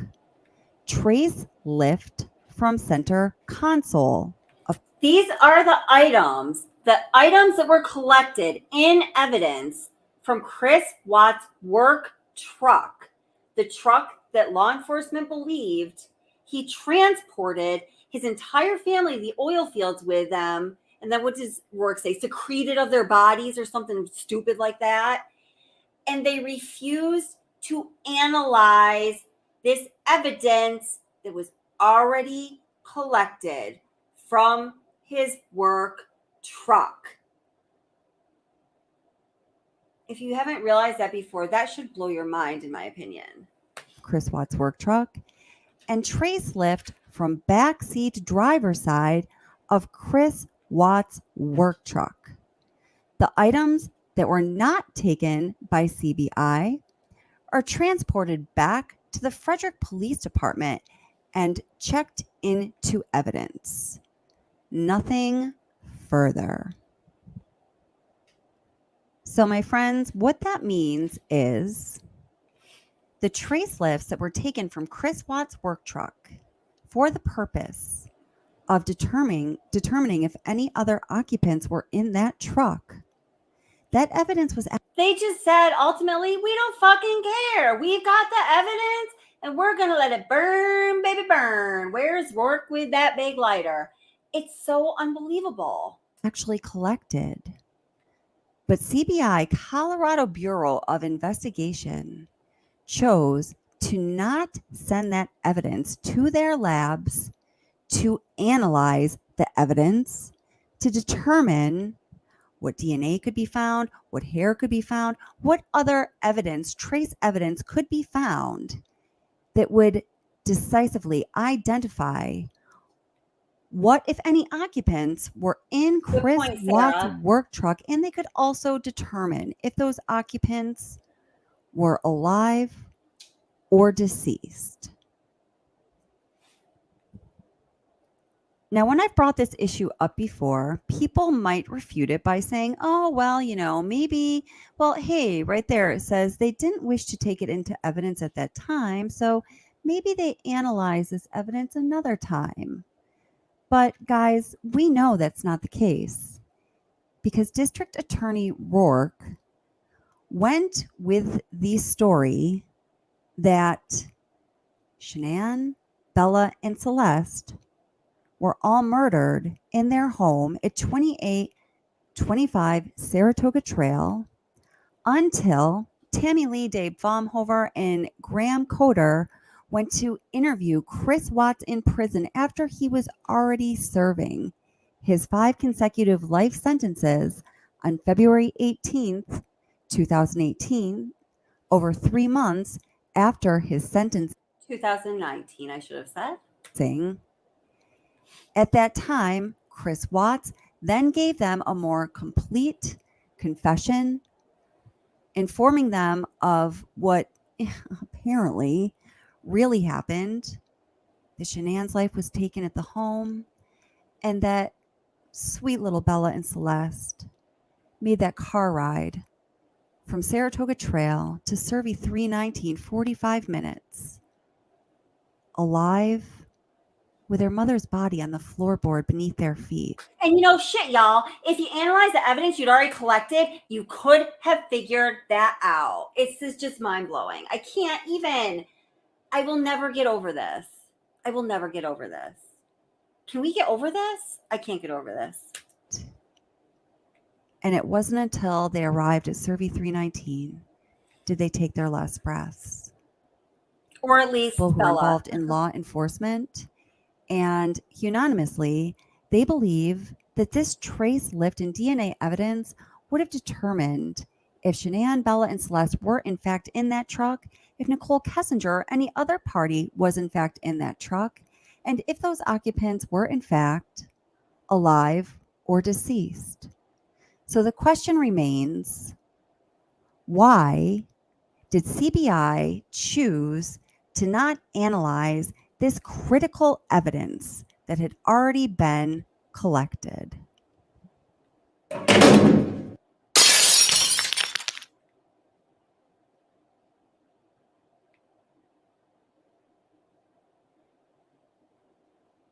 Freaking pisses me off.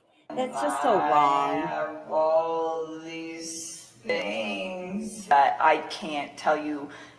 This is the outro to that video. Then we're done with the video.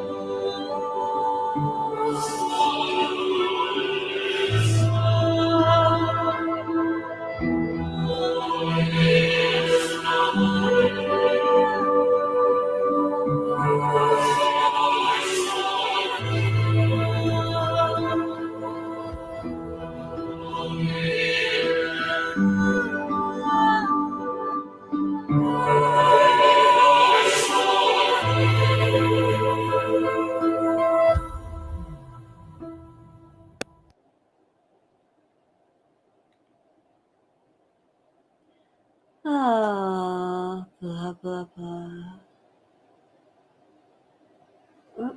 What are you saying one last time? Just I can't even click these anymore. Holy cow, I'm tired. I'll say it one last time. This wasn't a plan. It fell into their lap, and Anadarko had a major political influence with Congressman Buck, who controlled work. It was simple. They wanted away. Larry, I mean, ever since I think you were the person that explained that, who I actually believed. Yeah, I definitely think that's a huge part of it. Absolutely. Yep. Holy cow. Yeah. Ay, ay, ay, ay, ay. Does the host of this channel represent Shanann, or is it just me? Maybe with my hair. I see it's a dark hair. My best friend is like dark hair, has a complexion of Shan too. And sometimes I will look at my best friend and I'll be like, holy shit, it's Shanann Rusick. And sometimes I'll be watching videos of Shanann and I'll be like, oh my God, it looks just like Dawn, but yeah. Yeah.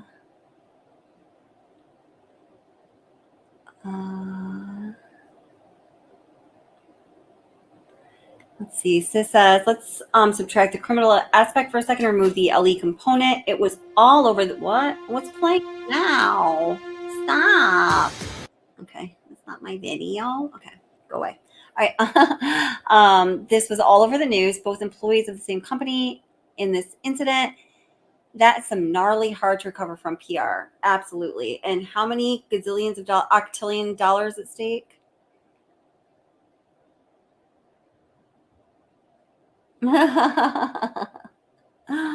Oh, in the middle of a sale. Yep, that's right. Anadarko was being sold to, I can't remember the other company. Keswick wants to know, Larry, you're going to have a channel again. Larry, I have a proposition for you. I've been saying just recently, this channel's just getting, I can't handle all myself with my career job and my kid and all my bunnies and stuff. You can take a share of What's the Obsession. That's what we want him to do, guys. Oh, gosh. Ara, by the way, thank you so much, sweetheart. I appreciate it. Thank you so much. Thank you for being you. Aw, my inspiration. Oh, thank you so much. And Ara, happy birthday. I didn't get to say happy birthday to you either. But you know what? Another live stream kind of recently. When's your birthday? In July, Suspicious? When it was Suspicious's birthday. And I think it was, it wasn't July. And I think it was also Xana's birthday. I thought people were saying that she shared a birthday with you, Ara. I was misreading it. And you weren't here, but I said happy birthday to you like 1,000 times. But seriously, happy birthday. You're awesome. Love you, girl. Thank you so much. I mean, for all you do.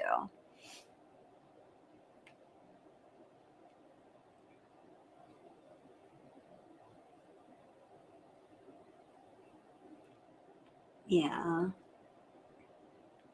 No, I know, Jeannie. It was cheaper to drop. I know. But listen, I also do see it like this. I really do believe that some things in our justice system need to stand for the sake of themselves as being placeholders in the system of justice that has integrity and equity and all of these things that we want to have in the system and the society that we live in.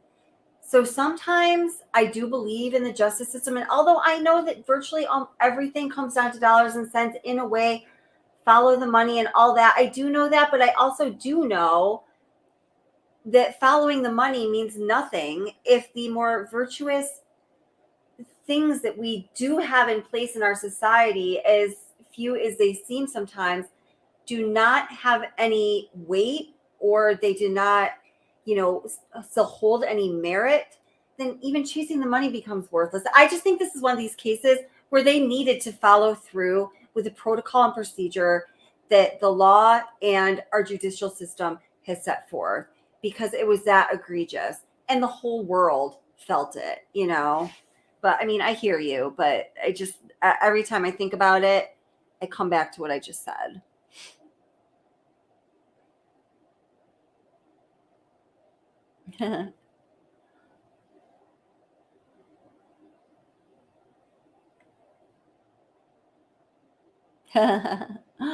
Oh, you too, Check. Oh boy. turned 40. I'm 44. Who else is 44? You double R. There's a lot of people that are my same age. I always notice that. I'm like, oh, you're the same age as me. Maybe it's just because you notice your own age, right?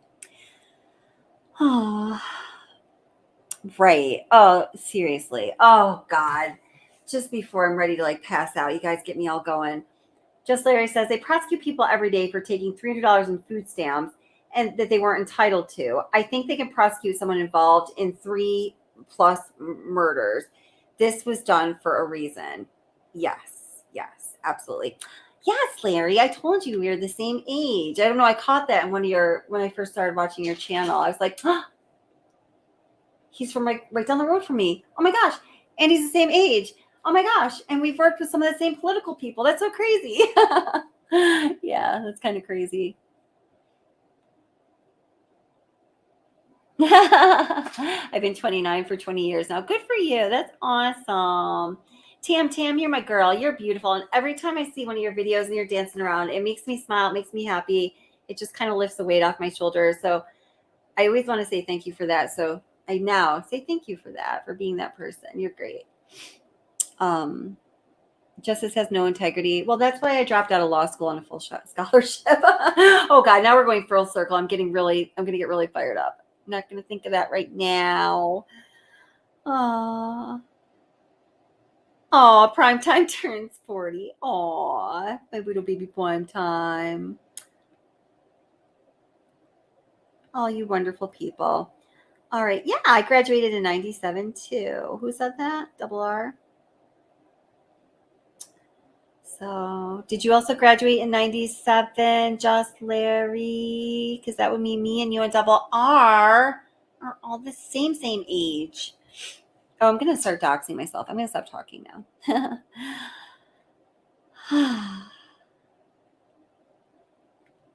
So, guys, thank you so much for being here. There's going to be more Watts content to come in this next week for sure. There's going to be the live with me and Just Larry. We just got to get it together. And I'm still also working on some big things with the Idaho case. I have something really big with a Long Island, with a Gilgo Beach case. I started making the video. I'm so overwhelmed with pulling new material for that case. I don't know. Hopefully that'll be coming out next week or so. But I feel like I said that last week. But just stay tuned because we always have lots of stuff going on here. And I appreciate you guys so super much. And moderators, you the bomb. Thank you guys so much for the super chats. Thank you, members. Thank you, subscribers. And if you're new here and you're just checking us out, click subscribe. We were glad you're here. You might be happy to come back again. So I hope to see you guys really soon. I really can't tell you how much I appreciate y'all. And, it is What's the Obsession? And oh boy, is it ever.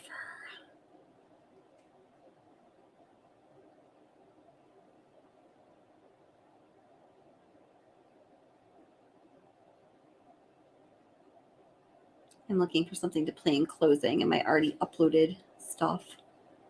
Oh, looks like there's only one. Here we go. Music's bad. We can't do that to you guys. No. All right, well, this will probably... Wait, what is this? A mother is missing her 16-year-old. Kylie Rodney's mother, no.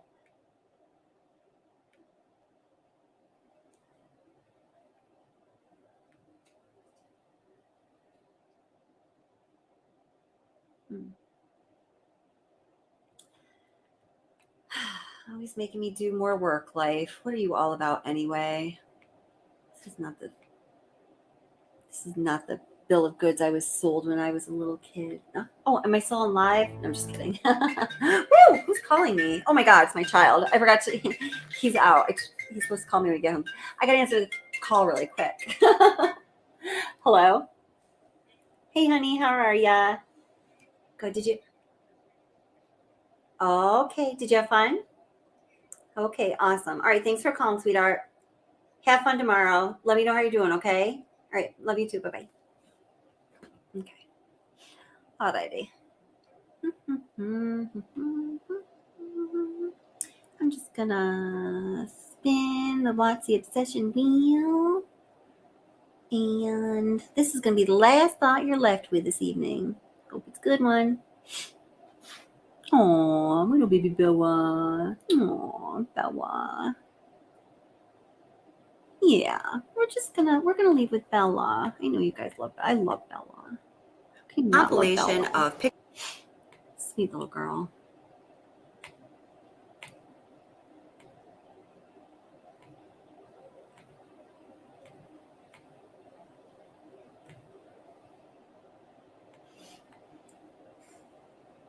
Pictures and some videos of Chris Watts spending time with his daughter Bella throughout. This is Chris Watts with Bella. All the more fucked up in this. I don't even know.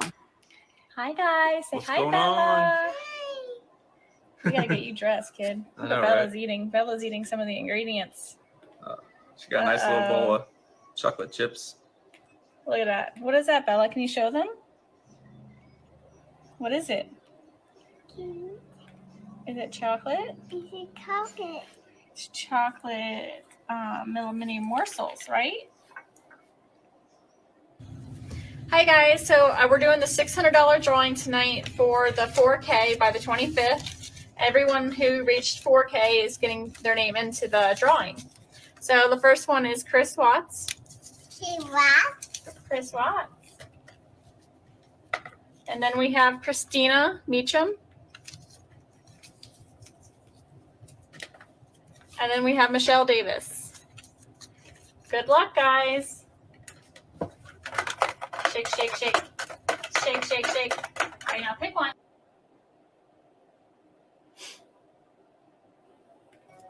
Well, we're going to have Elsa come. Elsa, Alexa. What's that? Alexa. Alexa. Come here, Alexa. Come, Elsa. Yeah. Sculptor. They're just like super girl. I gotta get some videos. Here we go.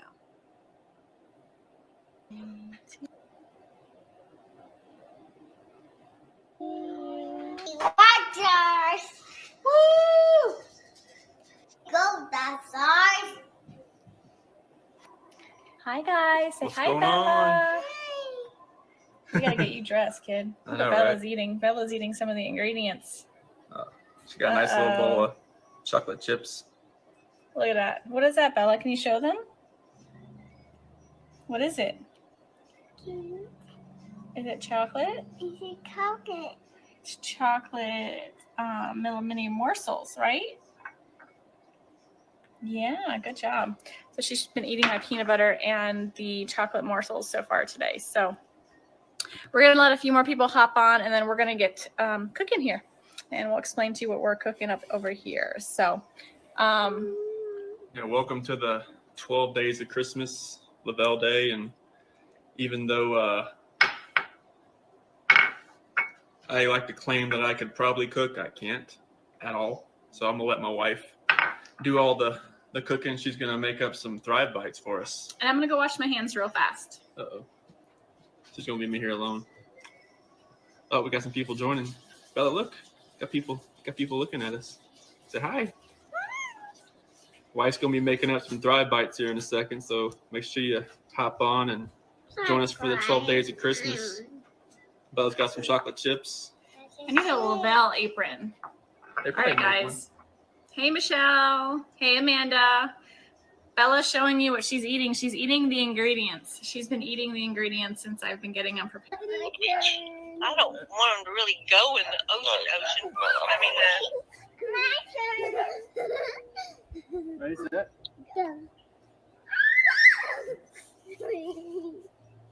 Ready, set?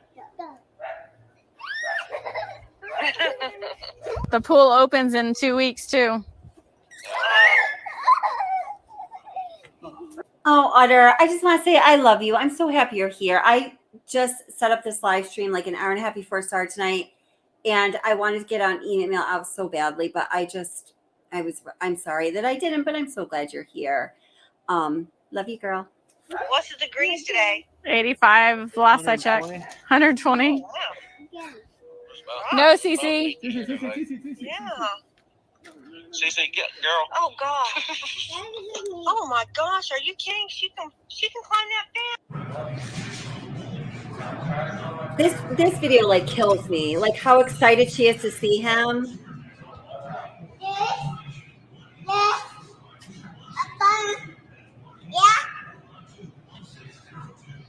Really? Yes. Where is he? Where's Chris? Go, Daddy. Yeah.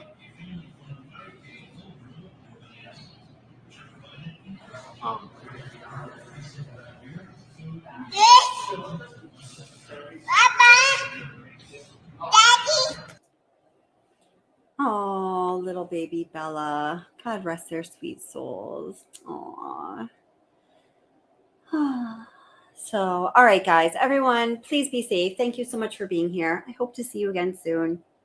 And love y'all. Please be safe. And yeah.